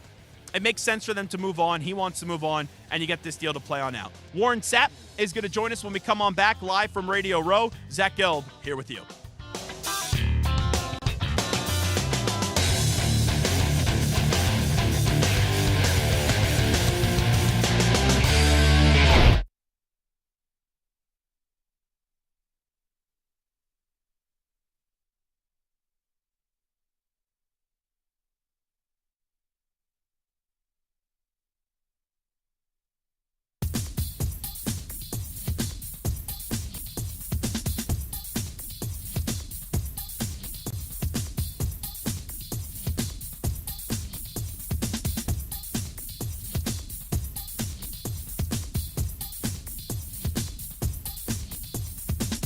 Four minutes, 30 seconds remaining.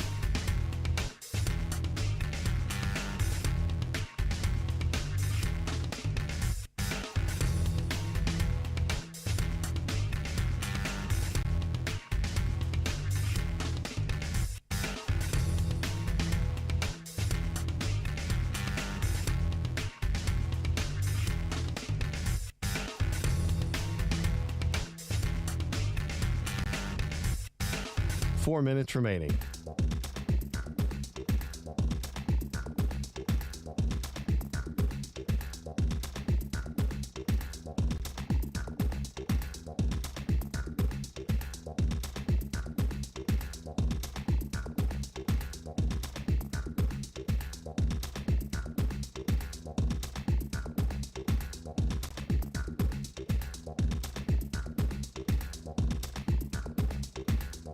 Three minutes, 30 seconds remaining.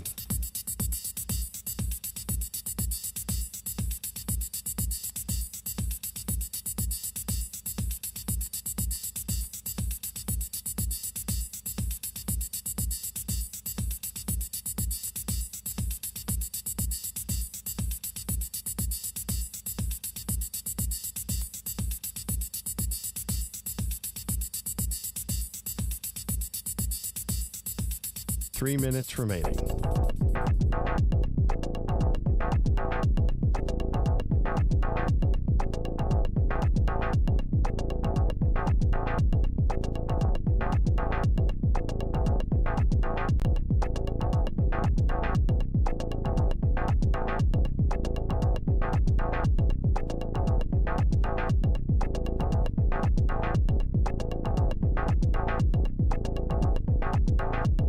Two minutes, 30 seconds remaining.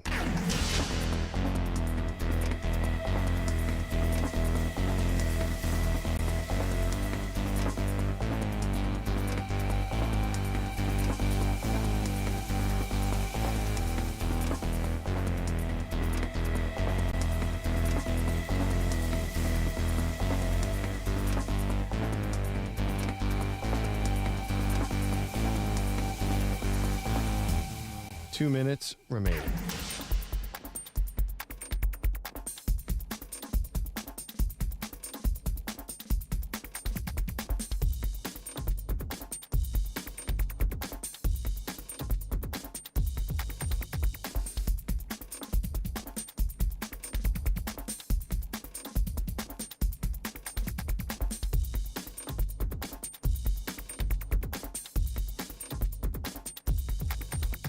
One minute, 30 seconds remaining.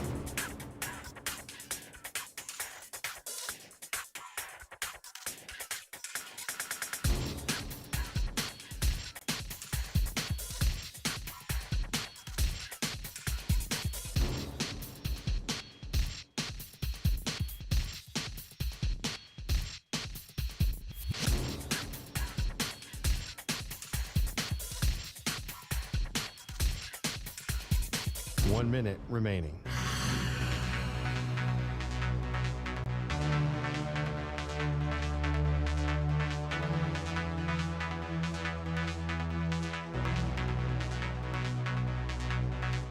Forty-five seconds remaining.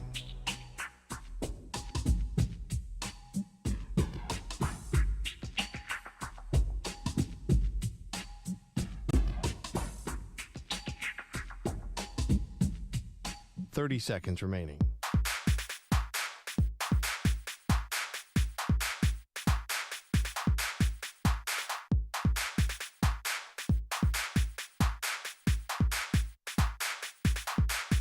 Fifteen seconds.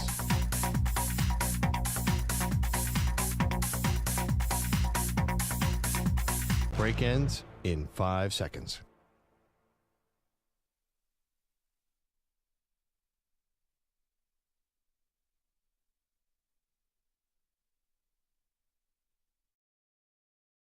Already rocking and rolling. This is Zach Gelb Show, coast to coast in the Infinity Sports Network. Now joining us is football legend Warren Sapp, and I'll tee it up in the inaugural James Hardy Pro Football Hall of Fame Invitational.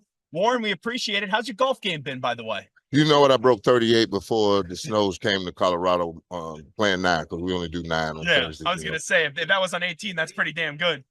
38 on 8. Come on, bro. That don't even go together. Because you at least have to have 2 shots, and then 18 be 36. I'm not a math major. No. It's easy to count it if you're doubling them up. No, not that good, but you see some of the pros on there, right? Oh, we got Warren Sapp. No. Champions, the pros. Oh, okay. See, these are legends. John these are pros. Daly. You see what I'm saying? Oh. They can play. So what we do is we combine together with James Hardy. the #1 sighting brand in America for Habitats for Humanity. And we're going to throw birdies in, they're going to throw the money in, and we're going to donate it. And that's what makes it a beautiful tournament. And we're going to have more fun than the law allows. I'm telling you, we're going to have more fun than the law allows. That's awesome. Let me also ask you about Colorado, because I love watching Colorado football this past year. I think most people, when they talk to you, they are going to discuss Shador and Travis Hunter. I want to start with the defensive line. How about what Amari McNeil did towards the end of the season? Because I love seeing him as a football player. Oh, I wanted him healthy at the end of the year, and he got hurt at the end of the year. But boy, did he come along! Because that Utah game. Listen, we've been doing it this way all year long. Be consistent. It's the tedious repetition of the simplest movements that will make you who you are. Riding a bike, you ride it one way. Playing a certain tennis or whatever, you do it a certain way. I don't fear a man that practices 1,000 kicks. I fear a man that practices one kick 1,000 times because he's deadly with it. And that's what I was trying to teach my guys. We work on the little things. We can build a foundation that you can build a beautiful mansion on. But you got to start with the foundation. What was this year coaching like for you? How rewarding was it? It was magical and motivating. That's what I call it. I see the smile on your face. Trust me, I drove over that hill at Table Mesa every day, and it turned into this 180-degree span of just mountains and the school sitting right underneath it. I couldn't ask for anything more, but I got more because when I got there, the young men were ready to work and eager to learn and just chomping at the bit, and it wouldn't even work. It wouldn't even work. I mean, it was just a pleasure to go to the school every day. And Coach Prime, one of the great personalities the game has ever seen. We know what you were able to do on the football field and the personality you bring it. But Colorado's always under a microscope for good and for bad. Yeah. There's just some days where you sit there and you're like, oh my God, some of these stories they come up with are just wild. Oh, the one that got me was when I was talking about the defensive linemen. I was like, we got, one's a 38, different caliber players, and all of them are deadly. And I did it in a bullets thing. And then they were talking about they shooting, they got a gun culture. I'm like, wait a minute. What am I missing here? Now, I know Columbine and some of the stuff happened like that, but that has nothing to do with the university, nor me. Yeah. So, or Prime, or those kids, or the young men that we're coaching. So, it just, I don't know. There was one guess about the culture of the locker room that was called into question. And I read the headline, and then I read the article. And it doesn't go together. I read the article. I go, it doesn't go together. And I go, there's not enough concrete. If you have concrete facts, you have concrete facts. There was a lot of speculation that was going on. Innuendo and just rumors. I was like, damn, bullets? I'm like, and then it was like, shooting. I'm like, what y'all expect us to shoot from the sideline at? Yeah. Makes no sense. At North Dakota State? Yeah. I was like, so y'all really expected me? I left all my guns in Florida. We got real, y'all. Colorado got good gun laws, but Florida lets you, you can walk around like, come on, stop. Yeah. It was just, I'm like, you know what? Let's just go and play the game. Let's get them going, and then that'll go away. And I was always an advocate for Prime. When he was at Jackson State, as Warren Sapp is with us, I go, let him, like I said, Auburn. I was the school I suggested. I said, let him go to Auburn and inside the SEC right away. It's better than anything else that you've been hiring recently. What? Give it a chance. What? I got no comment. Yeah. I have an opinion, but I'm not going to share it because I do represent. I'm a public employee with no expectation of privacy with a duty to report. So where do you think? Lawyered up, Warren Sapp. No, that's what it says on the thing I signed. I never forgot that. Where do you think the perception is about Prime? Because what you guys did at Colorado, I even though there's a lot of negativity, I thought there was more positivity this year with it. Well, when you're talking about the highest GPA in the last 4 times that we've been there in the last 2 years, had the highest, and it just keeps going up. What perception are we talking about, or whose perception? Because Tony Dungy taught me a long time ago when I first met him in 1996. Perception versus reality. I know what Prime is, but we perceive him as this arrogant guy that wants to wear his shades and sell shades and wears jewelry. And he always wore his jewelry. But who He always wore his shades. So I always see him with jewelry in his and I like the Colorado State coach, Jay Norvell. He's been on the show before, but like, And hey, he's using Prime to Listen, to you got to establish his motivate your name kid more and do whatever you're motivate doing. his kids. Distinguish yourself from him. Does anyone give a rat's ass if Coach Prime is wearing shades? I don't. That's Prime. It'd be like if He always had his the kid shades on. He that- always had his shade on. I mean, if you've ever been around him, he's always been flashy. It'd be like if they hired me and they go, "Oh, we don't like Zach because he eats steak." Well, like you knew what you were getting when you brought me in. Oh, we don't like Warren. He too loud. Yeah. Well, then That's don't just the hire way- Warren. That's just the way I talk. It's just my fault. Thank you. Sometimes see, we often get confused. We're loud. People think we're yelling all the time. I'm not yelling. It's just who I am. My mama loud. You want to know how I am? Just sit around my mom for 10 minutes, and then my sister say 5. A loud guy's mother never goes well. My talking mother could about? be a pit bull. What? 5'1" lady. That's a Rottweiler. My 5'5" Rottweiler. Yes, sir. Buddy, rip you off. Shador Sanders. Oh. What is he going to be in the NFL? Pretty good damn quarterback. But great or just pretty damn good? Pretty damn good. Okay. Great means you're in the hall. I don't use anything other than great when you're talking about a gold jacket. He was born to play this position. Now it's what you put around him. Do you try to mold? Do you get an offensive coordinator and a head coach that says, I don't really want him, but the owner wanted him and the GM wanted him, and now we're going to do what we did to Bryce Young down in Carolina. Mm-hmm. You saw what they did when they finally got behind him, starting Yeah. winning games, right? So all you got to do is put a system in that goes to his strength. Vince Young was 30-17. I still don't understand why that man wasn't in Tennessee. How do you win 30 of your first 47 games and nobody wants you? How is that possible? But, once you get him, he was born to play the position. Just put something around him and he'll be fine. And he's kind of born for a big stage, too. No offense Always. to Cleveland or Tennessee. Always. I want to see Shador It's New York, Sanders right? with the Giants. It's the Giants, And right? so does he, because at the Heisman, he's playing catch with Malik Neighbors on the street. On the street, yeah, I saw him like that. I've never seen something like that. But that's what he is. He's a magnet for greatness and to pull it out you because he's that. How does Travis Hunter get used in the NFL? I was talking to two Giants. I was talking to two Giants the other day. They're debating it. How would you use him if you're coaching him in the NFL? He's my starting corner. I just took away 1/3 of the field, and I have a package for him on offense because the NFL's so wide open. Nobody hits anybody anymore. They're just running everywhere anywhere. So put him over there on offense, get him 6 to 12 plays a game, give him the ball 5-6 times a game. It'll really aid your football team. Is he the best player in this draft? Yeah. Where does Shador fall in that? Right behind him. Yeah. And then Cam right behind him. Abdul Carter, too, Penn State. Edge rusher. He's pretty good. All right. What was the last edge rusher from Penn State? Micah Parsons. And what rushing he doing? Hey, what pass rush he got? What? Yeah. You better look that up. Yeah.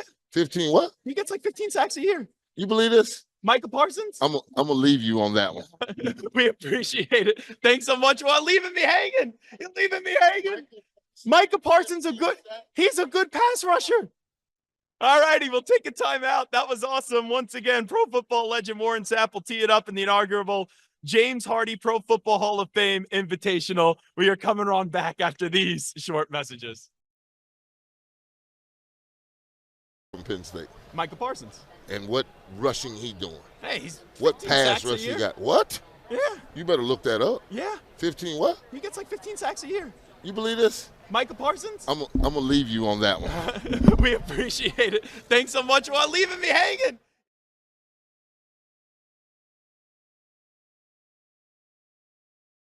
Take a timeout. That was awesome. Once again, Pro Football legend Warren Sapp will tee it up in the inaugural James Hardy Pro Football Hall of Fame Invitational. We are coming on back after these short messages.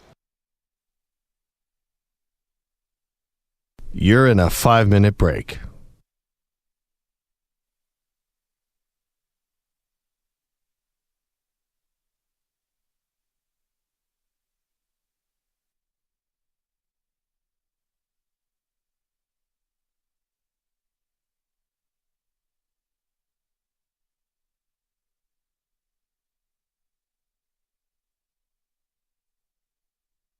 Four minutes, 30 seconds remaining.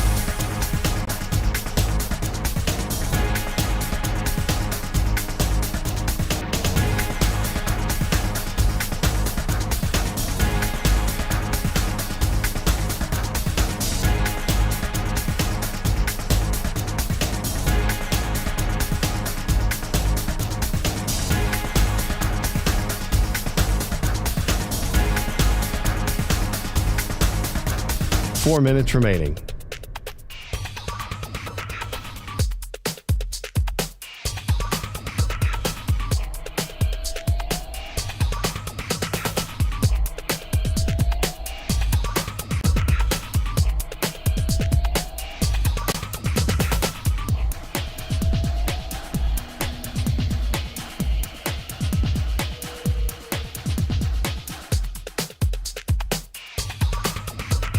Three minutes, 30 seconds remaining.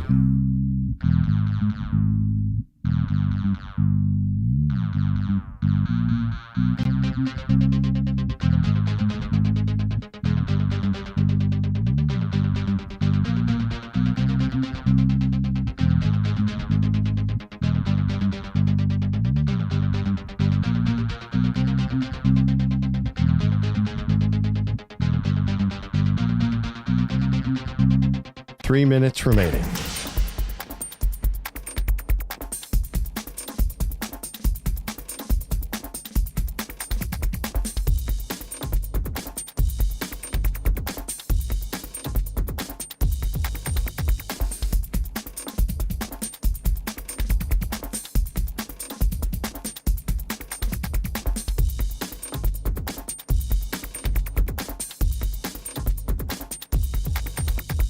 Two minutes, 30 seconds remaining.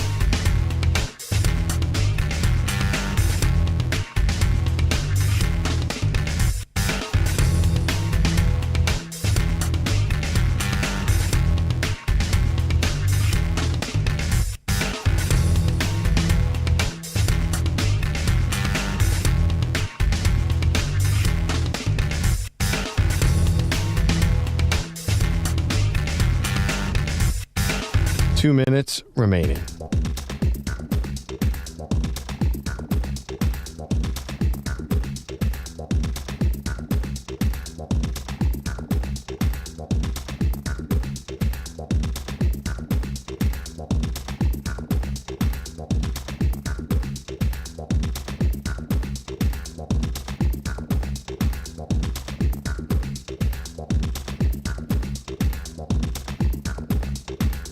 One minute, 30 seconds remaining.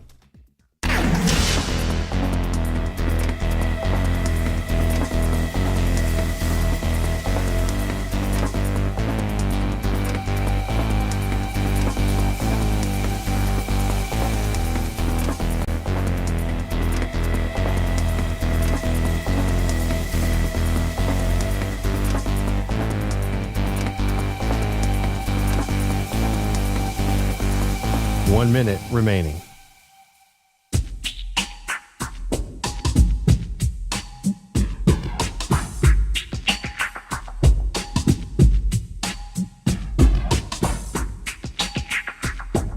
Forty-five seconds remaining.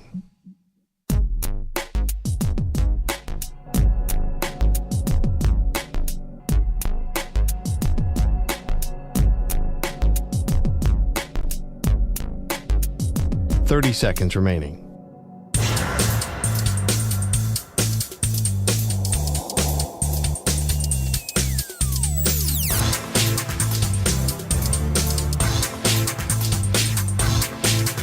Fifteen seconds.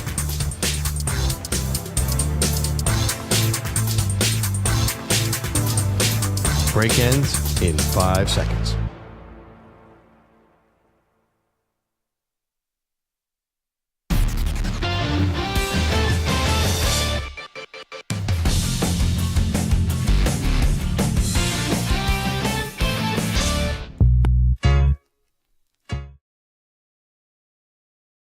Back inside Radio Row, it is the Zach Gelb Show on the Infinity Sports Network. Now let's be joined on set by Dameario Davis from the New Orleans Saints, and he's brought to us today by Intuit and NFL Inspired Change for Financial Literacy Forum. Dameario, appreciate you joining us. How you been? Hey, thank you for having me on, man. It's a great week. Listen, the greatest game, the greatest event on the planet in the greatest city.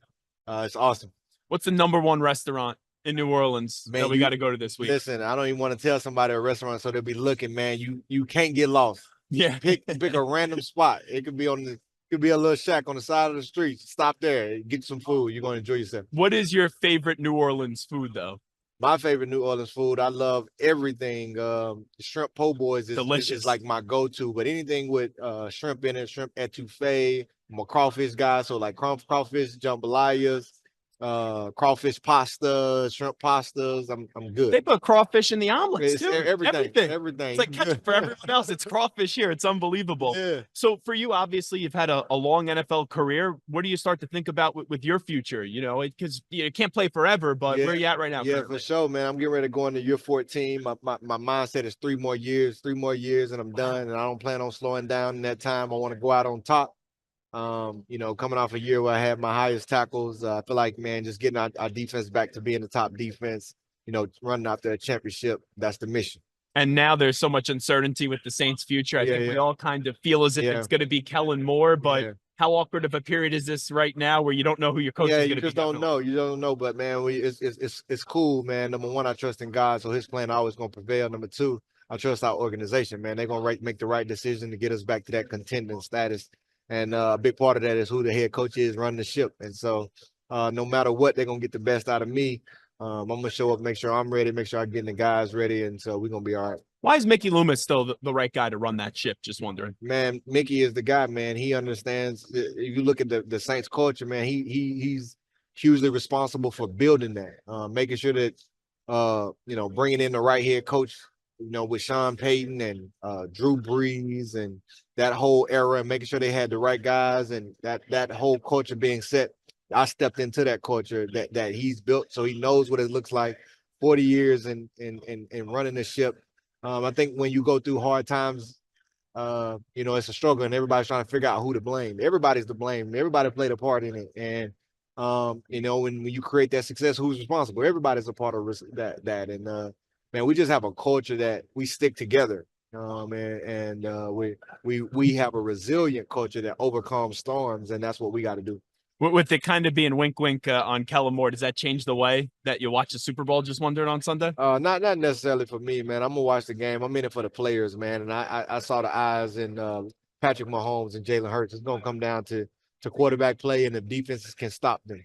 And so we're going to have a good game. It's going to be a showdown for sure. I think this is going to be one of them Ali Frazier type fights. And wow. I'm glad it's happening right here in this city. I think the most fascinating part of the game, when I break it down, is that Eagles defensive line up against the Chiefs offensive line. I think that will ultimately determine the game. That's going to determine the game. If it come down to a last 2-minute drive with Patrick Mahomes on the field, the only way to stop him is if a defensive lineman can get back there in the backfield inside of 2.5 seconds and take him down. And they got the guys to do that with Nolan Smith and Jalen Carter, but it's easier said than done. It's easier said than done, but you got Brandon Graham, I think, is the X factor. He thrives on making that big moment play. And it's going to be a battle. It's going to be a battle. Number one, the Eagles' best chance is to make sure Jalen Hurts is on the field at the end of the game. And number two is that D-line going to have to make a play. So I love that you brought up Brandon Graham, because that's been a storyline this week. Is he going to play? Knowing VG the way that I do, just sensing the things that he's been saying, I think he's going to play, even though he hasn't officially said it. When you get a leader like that, right, he is that franchise. Yeah. No more Jason Kelsey there, no more Fletcher Cox. To get him back in that moment, I don't know how effective he will be, but what does that do for a team when you get one of your leaders back like that? And it makes everything, man. And it's going to be hard to keep a guy like that out of the Super Bowl, man. So and what could be his last game. Yeah, well, who knows? But I mean, it just infused the energy and electricity to an already phenomenal defense that the guys are here for the cause. So there's so many questions about your future. The Saints' future, Dameario Davis. When you get to Derek Carr, what were kind of your observations on what he's been able to bring to the franchise, and you feel as if he's still the right guy moving forward? Listen, Derek's that's my brother. On and off the field, man. I feel like, man, he's done everything the right way. He shows up, put in all the work. Has played at a high level for a long time, and I think he's given everything that he has to the Saints organization. I think this year was tough on everybody. I mean, it's hard trying to manage an offense where you're riddled with injuries. I think he went down twice. He got hurt, then he came back, and then he got hurt again. Wasn't able to finish the season. So, man, he's just been a phenomenal leader. There's nobody that you want to have in your locker room a better teammate than a guy like Derek. He's going to do everything right. He's going to pour into his teammates, and just a phenomenal teammate. As to what the future holds, that's not my decision to make. My job is to go out and play great defense, be a phenomenal middle linebacker, and that's what my focus is. And whoever the pieces are that are in the place that are around the rest of the organization, they're going to get the best out of me. They're going to get everything that they've been getting plus some over these next few years. But really, the rumors with this, because you're the last team, right, that hasn't hired a coach yet. Yeah. So everyone's kind of digging on these rumors. Like even today, I saw some story about John Gruden being the OC. And like, how much of that stuff? I know you're a veteran. You're probably immune to a lot of the outside noise, but you see all that stuff, right? Yeah, I don't really pay attention to it because at the end of the day, they could be right, they could be wrong, and so it ain't no need in getting hype or any thoughts and feelings and emotions around what could be. I trust our organization, and number one, I trust God. God, His plan gonna prevail always. Number two, I trust our organization and the people who making those decisions. They know what our city wants. They know what our culture needs, and so I trust the process, and I'm looking forward to it. Tell me what you're doing today in Intuit and NFL Inspired Change for Financial Literacy Forum. Oh man, that was amazing. I was here yesterday. Man, you got 300 kids participating in this Inspired Change Intuit forum for financial literacy. Man, 33% of adults are financially illiterate, and only 33% are financially literate.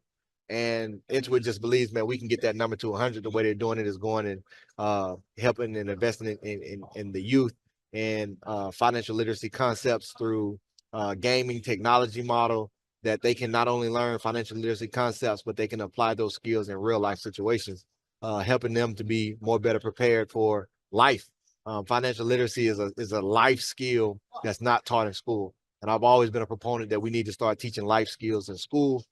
We need transformative education in that way. And I think Intuit is on to something. So shout out to NFL Inspired Change and the work that they're doing in communities. They're doing the real work by partnering with organizations like Intuit that are creating real solutions. Last thing I'll ask you, just because I'd be remiss if I didn't do so. You know, we had a coworker unfortunately pass away, on New Year's Day with what happened here. Just, have you tried to uplift the community, and what have you kind of realized with the community with all the unfortunate things that happened on New Year's Eve, New Year's Day? Yeah, that was such a tragic moment. And, our prayers are still with families that were impacted by the tragedy that happened on that day. Major shout out to all of the first responders, all the law enforcement that were ready to respond. And we're just such a resilient city. It didn't take us long just to shake back from that. And so that hurts. It still hurts. But we've been able to bounce back from that. And it just speaks to the people, the culture here. My wife and I, our foundation partnered with Ashley this year. We did a lot in the community, but Ashley partnered with us to give 2 Super Bowl tickets to one of the first responders, a nurse here in the city. So that was amazing. She was shocked to win that, and she's going to the Super Bowl. But it was just a way for us to honor the people who, did so much in that moment to keep a situation that was already horrific from getting worse. Well, I really appreciate the words and everything that you shared with us today. Thanks so much for the time. All right, man. Thank you. Blessings and enjoy the week. Joining us on Radio Row inside the New Orleans Convention Center, Zach Gelb here with you. So now we get a chance to breathe and actually go back to our regularly scheduled program, because this week it's just wild as mayhem with all the guests here. We had Ron Rivera today, Adam Pacman Jones, Fred Warner, who I've never talked to before, and I really did enjoy that conversation. And then, the 4 o'clock hour was something with Micah Parsons into Myles Garrett. And then we just had back-to-back Warren Sapp and also Dameario Davis. I'll tell you, the Warren Sapp interview, I enjoyed it. The ending, though, was weird. It was bizarre. So he has every right, and I expect him, right? He coaches at Colorado, and it's not crazy. It's a logical case to make. I think Abdul Carter's the best player in the draft. He thinks it's Travis Hunter. Fine, no problem. Then Shedeur Sanders. All right, going back for Colorado guys.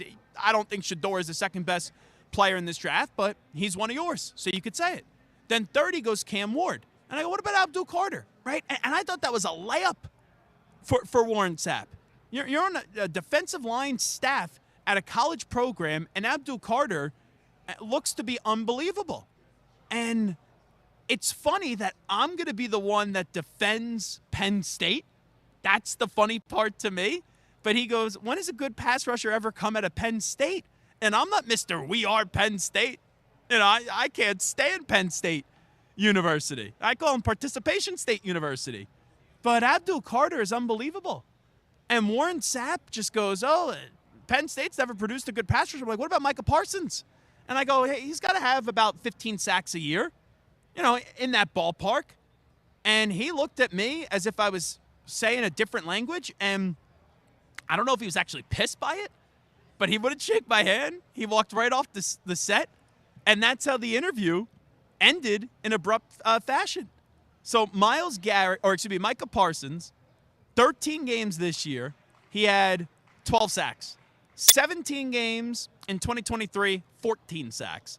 2022, 17 games, 13 and a half sacks. 16 games in 2021, and that's 13 sacks. So he's been a double-digit sack guy, and not just like close to double digits, 12 being the lowest, a sack guy a year. So that's 52 and a half sacks. I got to pull up my calculator because I'm not great at mental math. Divided by 4 years. That's 13.13 sacks per year. That's not sufficient. So that to me was a weird ending with Warren Sapp. And I do like the way that he did talk about Shedeur Sanders. That'll give him credit for. Because he said good. What could Shedeur Sanders be? And he said he could be a good quarterback in this league. And I sat back, I go, not great? And he goes, I'm a Pro Football Hall of Famer. You got to go out there and you got to earn greatness. You could be great in college, but it's a different level when you get to the NFL. So that was a fascinating interview. Like Stu, when you were watching back that, and you saw it, because Stu's back in New York City. So Stu doesn't know what's happening here. Nope. on Radio Row. And Stu just basically gets to sit there, in the studio by himself. The chat can have probably a field day with whatever Stu's doing with Samter and I not there. Maybe the puff is and the smoke is flowing during the breaks. Just kidding, Stu. But when you sitting back there with popcorn, licking your fingers with all the butter, when you eat that popcorn's there, and you see Warren Sapp just walk off the set over, and hey, I guess I have this ability in me, over me defending Penn State and just Micah Parsons saying he's a good pass rusher. I've had some bizarre walk-offs. That was a bizarre walk. That may be the most bizarre walk I've ever had. Like, sometimes people just don't want to answer the questions, but he was clearly very personable, and I thought we were hitting off for most of the conversation. And then he just gets off the set and walks out of here, which is fine by me, but that was weird, Stu. Yeah, it almost felt like there was something personal with him there. I just didn't understand that at all. No, not with you. Not with you. With either Carter or Penn State or I don't know, something of that sort. But he cleared it and seemed to like that. It was one of the most bizarre things. Like you said, people have hung up the phone, people have walked off, but that was.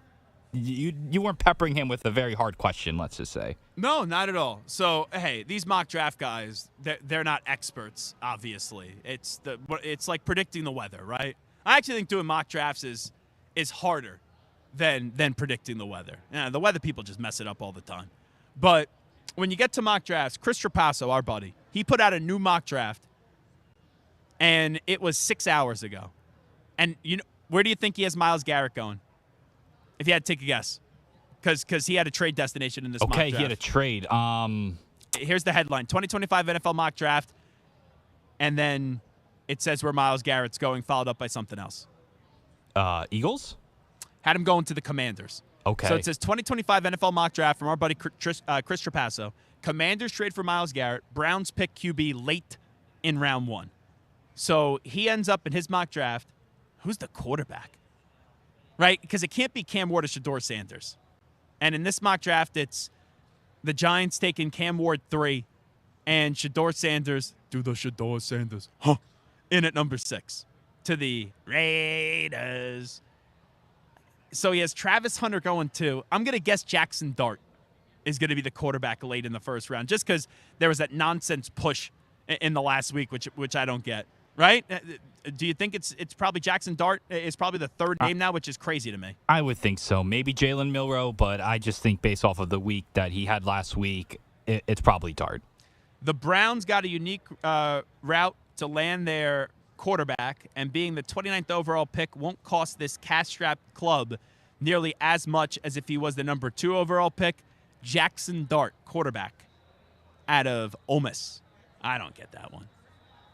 You know what? Yeah. I think the more and more you talk to people about this draft, I think this is going to be closer to the Kenny Pickett draft, where we will talk ourselves by draft time 3 or 4 guys that could go in the first round.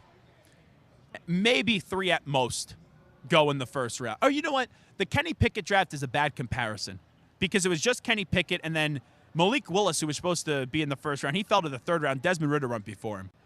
I think this is similar to more so like the Anthony Richardson draft a few years ago, right? That was Bryce Young 1, C.J. Stroud 2, then Richardson went 4. I think you'll have 2 quarterbacks go in the first 6 picks, and then after that it comes down to will another one fall in the back of the first round.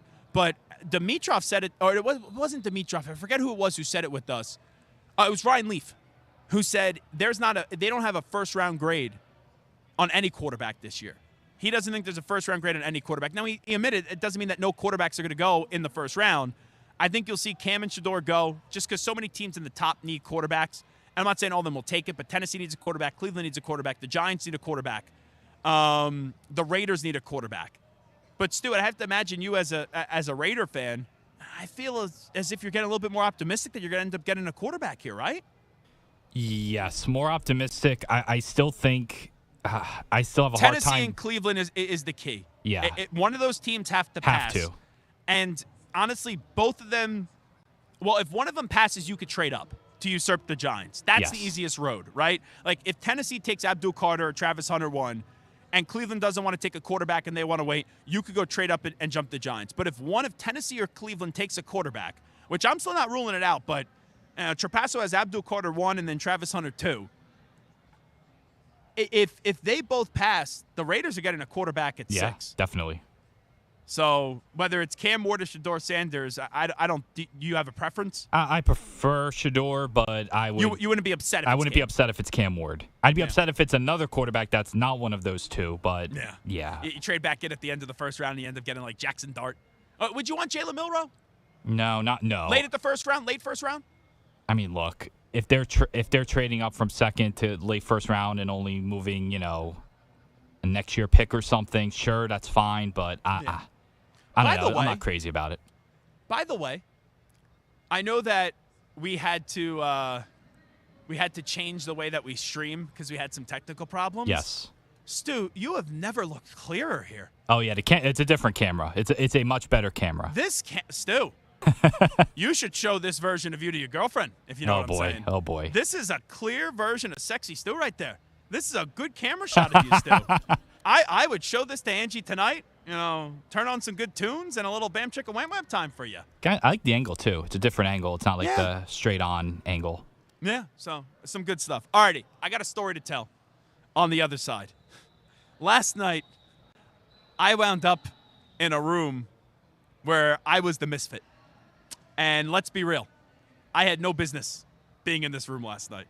I got to tell you who I was with when we come on back. Zach Gelb here with you live on Radio Row. What a monster show today. Ron Rivera, Adam Pacman Jones, Fred Warner, Micah Parsons, Myles Garrett, Dameario Davis, Warren Sapp, who I still don't get why he walked off. Samter, you usually have a good read on these things real quickly before I take the break.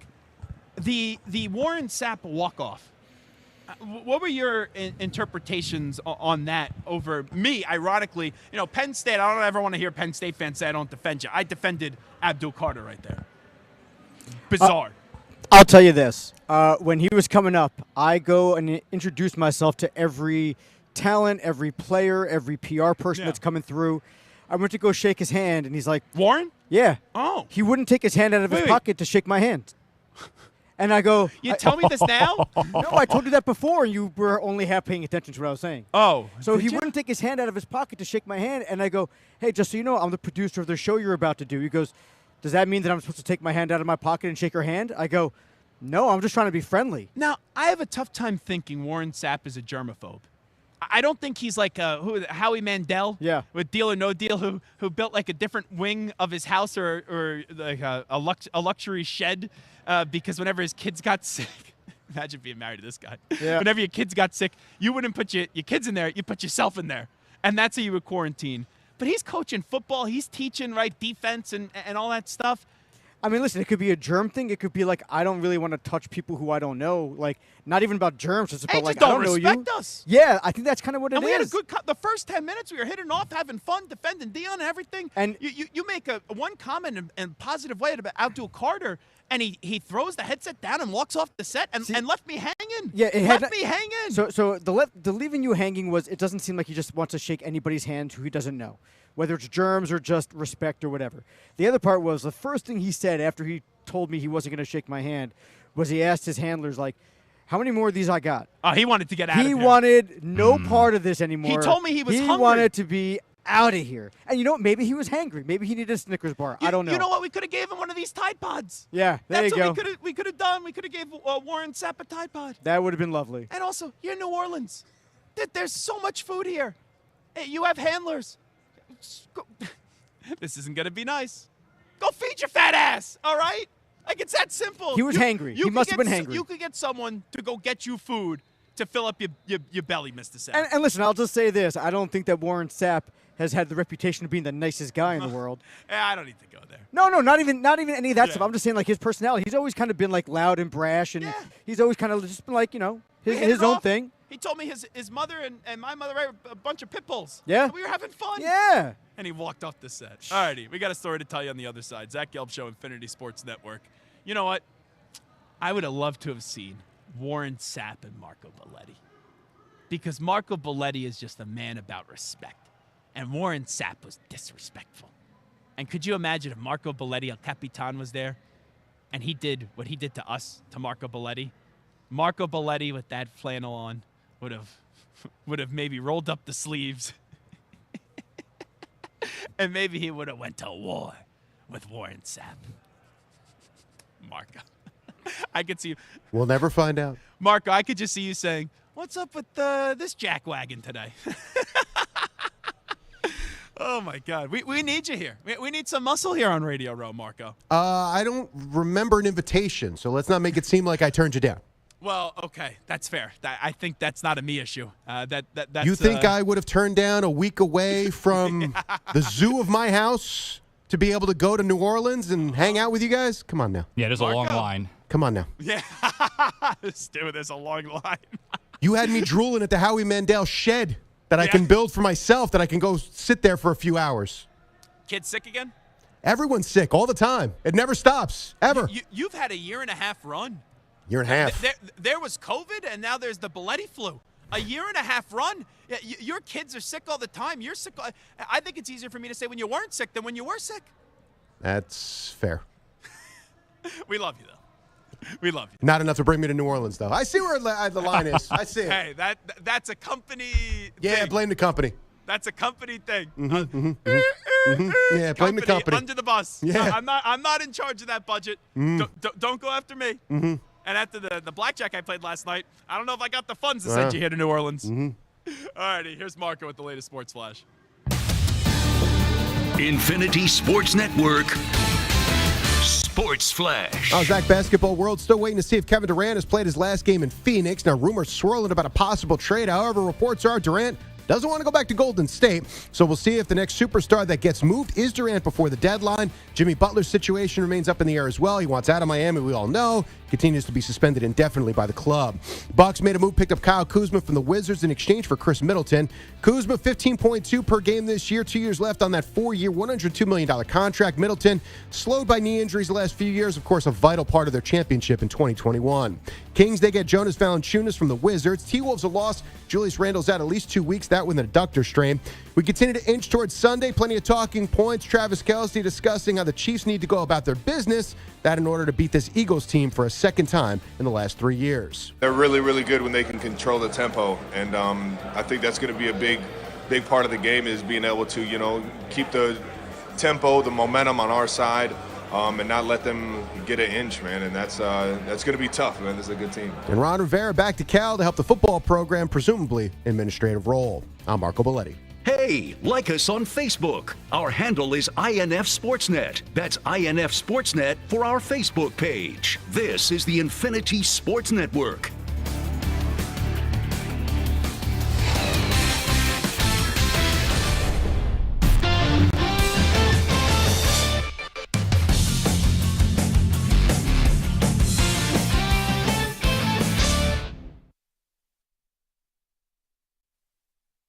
You're in a 5-minute break.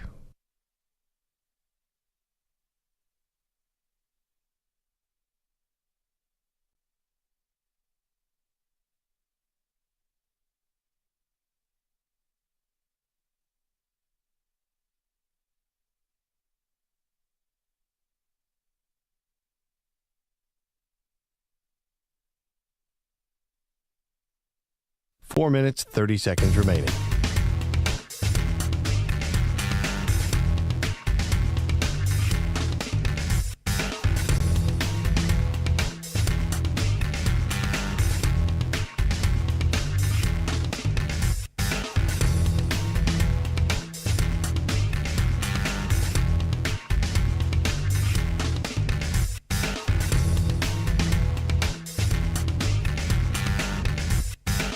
Four minutes remaining.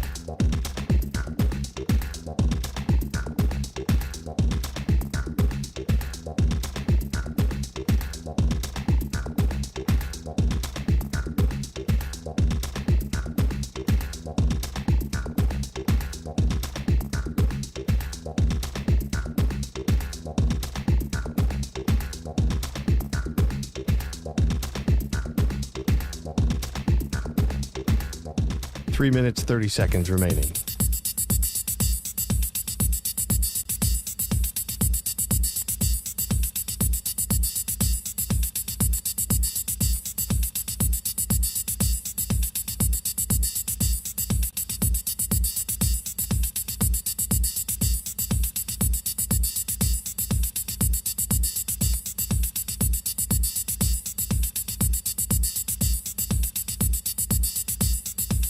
Three minutes remaining.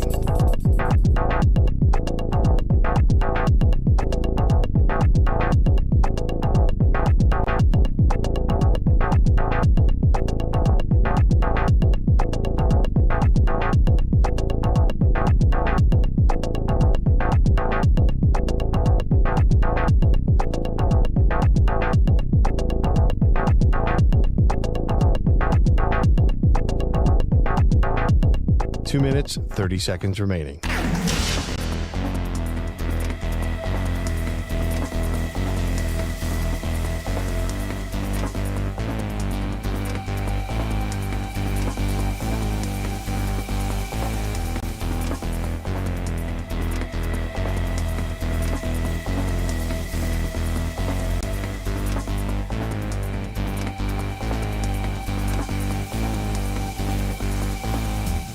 Two minutes remaining.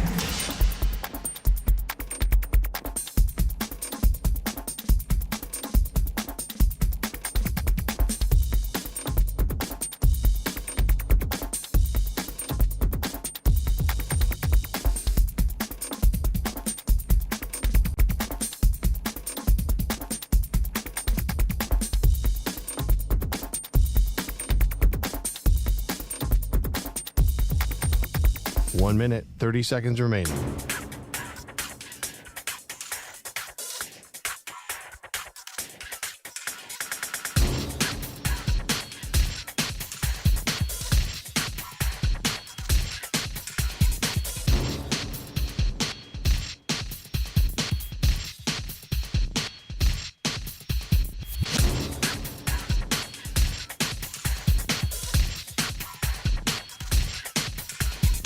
One minute remaining.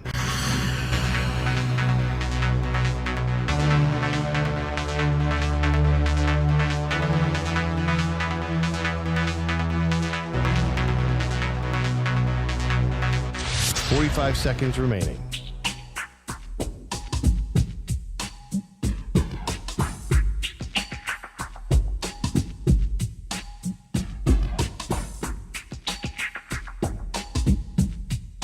30 seconds remaining.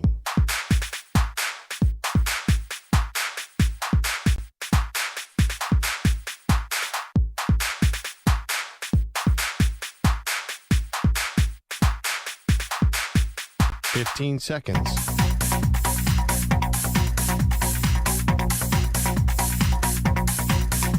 Break ends in 5 seconds.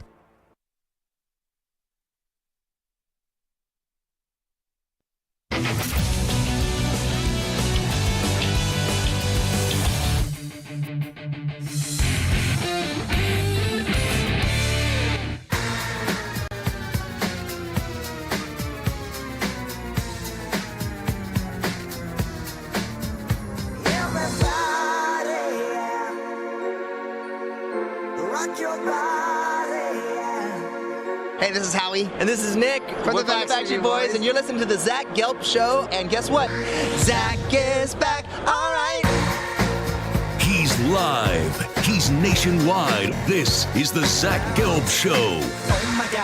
All righty, it's time to answer Ask the Pros question of the day. It's brought to you by O'Reilly Auto Parts. Curtis in Detroit says, Zach, you keep on talking about 5 to 6 teams that could trade for Myles Garrett. If you had to limit it down to 3, who would those teams be? Good question. You can submit a question by tweeting at INFSportsCenter or at Zach Gelb using the hashtag AskThePros. Think O'Reilly Auto Parts for all your car care needs, guaranteed low prices, and excellent customer service from the professional parts people at O'Reilly Auto Parts.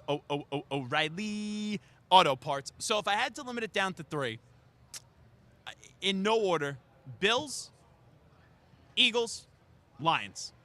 Bills, Eagles, Lions. Those are the first 3 teams that I think, right, Super Bowl destinations, and also be willing to do whatever it takes to go get Myles Garrett. More pressure on the Bills and the Lions, but then also the Eagles. Howie Roseman is the best general manager in football. All righty, time for a little story time to wrap up the show. So the show that's broadcasting right next to us is Felger Maz in Boston. They are the highest rated afternoon sports drive show. They do mega ratings.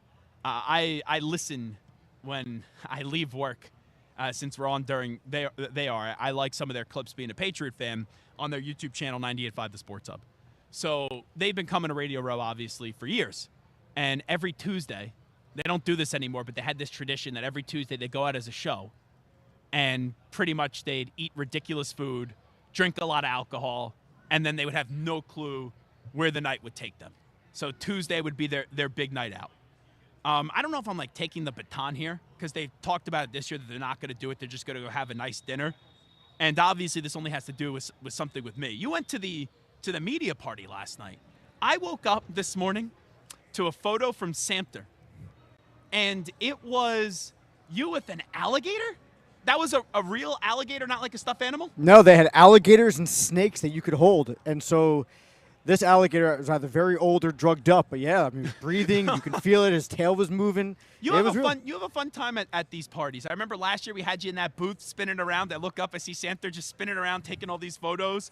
And then also at the media party the other night, you had the alligator, and then was there anything else? A snake. I had an albino snake wrapped around my neck, and that's a fear unlocked. That, spiders, and sharks. Yeah, I would be afraid. Yeah. 100% afraid. Yeah. So last night, I got invited to go out to dinner to the Chop House in New Orleans. I originally had a reservation for Commander's Palace, but Patrick Peterson, right, who played at LSU, NFL, going to be a Hall of Famer, should be a first ballot Hall of Famer. We have become friendly through Bryant McFadden, who's his cousin. Now, B-Mac's on the show all the time. Every year for the last 3-4 Super Bowls, we have gone out, me and him, and we've had dinner at the Super Bowl. So he goes, oh, Pat P's coming. So Patrick Peterson comes, and he goes, we're going to this restaurant, the Chop House. He goes, I used to go here all the time. I'll get us in, no problem. So we sit down. Bryant played for the Steelers, won 2 Super Bowls. First person we run into is James Harrison. So James Harrison, by the way, one of the most intimidating-looking human beings on the history of the planet. He still looks like he can mess people up. He is unbelievable. He could still play tackle, a defensive end, and abuse a tackle. So, right, Brian and him are having this conversation. B-Mac comes up from behind to surprise James Harrison and, puts his arm around his neck. And McFadden is a cornerback, and I think half of his arm was able to get past, just the back of James Harrison. So we had a great meal. The meal was stone crabs. It was bacon. It was these delicious shrimp as well. There was a lobster bisque, and there was a salad. And then I got a ribeye, a Cajun ribeye. Did James Harrison join you guys for dinner, or you No, just said hello and then that was it? He was wrapping up dinner. He ate there. He was wrapping up, but we're basically, just getting our appetizers. So it's McFadden, Peterson, myself. We're there for about 2.5 hours. We're leaving, and we had a few drinks, more than a few drinks. Bryant wasn't drinking, but Pat P and I were. So we're leaving, and Pat got tapped on the shoulder by someone. So Brian and I just walked out the place. We just figured, right, it's a fan. This is his kind of home turf, and away you go. So the guy that he ended up getting tapped by on the shoulder was a big player at the Caesars casino across the street. So Pat comes out and he goes, "Boys, you guys want to go to the casino?" And I go, "Sure." He goes, "We're in the high limit room at the casino." Ooh. So I'm walking into the high limit room, and I don't got high limit funds. So, But you have to act a little bit like you do. So they take out the money they do. Pat, more so than Bryant. I follow Bryant's lead. I match, I won't say the number, whatever Bryant took out. It wasn't that crazy. So we get in, and I see the minimum. It's a room, 2 tables. I saw Pacman Jones on the way in. And I go, Sully! So we're walking into this room, 3 people at one table. It's me, Bryant, and Pat. And then there's a table across from us. That's the room with security. So I don't belong in this room. I'll tell you the 3 other people were in a second. So I look at the minimum at our table. It was 100 a hand. Oof. So BMAC goes, "Can we get this down to 25? They go, "Yes." We played blackjack for about 4 hours. I only lost $150 to $200, something in that range. That's normal. But for 4 hours, not terrible. Nope. I held my own. The table across from us. Who do you think the person was? One person, 2 people very notable. And the drinks were flowing in that room, obviously, at our table. I don't think their table. Maybe a cocktail here or there, but we were drinking a lot more heavily. Who do you think the person was across from us associated with this Super Bowl at the table, not playing in the game, just to be clear? Jeffrey Lurie. You say Jeffrey Lurie. Okay. Stu, what's your guess? I was going to go with the former player of one of these teams. I'll go Donovan McNabb. Good guess. Good guess, Stu. You're onto something. Wow, okay. It's not McNabb, but you went former player of one of these teams. Big name. Big. Terrell Owens? Big name. Not Terrell Owens. Bigger name right now than Terrell Owens. Not Jason Kelsey. Was Jason I was Kelsey. about to say Travis. I'm like, no, Jason. So Zach Gelb, Bryant McFadden, Patrick Peterson in the exclusive room, 1 table. The other table in the exclusive room, it's Jason Kelsey, Kylie Kelsey, who was observing. I don't think I saw her playing. I'd be more excited to see Kylie than Jason. And also Bo Allen, who Bo Allen played for the Eagles when I covered them. Bo Allen, you would have thought it was as if Samter and I went to the casino and there was just absolutely yelling things out, having a good time, and they were winning a lot of money. So that was the night that I had last night. I got back to the hotel room, and hopefully the waters in the room are free. If not, They're definitely $25 a pop. If not, they're getting charged to the room. And let me tell you something, I ain't paying for it because the card is not on my room. It's a company card. I downed about 3 waters in the room. Oh. So, I know Felger and Maz on Tuesday at the Super Bowl, they usually have a little fun. I think we took the baton last night. That's what we ended up doing. I was going to say, you did look like crap this morning. So it doesn't take much. So Patrick Peterson, Brian McFadden, Zach Gelb, Jason Kelsey, Kylie Kelsey, and Bo Allen. Who doesn't belong in the room? Your boy. What a night. Fun stuff. All righty, we'll talk to you from Radio Row tomorrow. Big thanks to everyone in the shop in New York City here on set as well. Talk to them, everybody. We out. Bye-bye. Peace.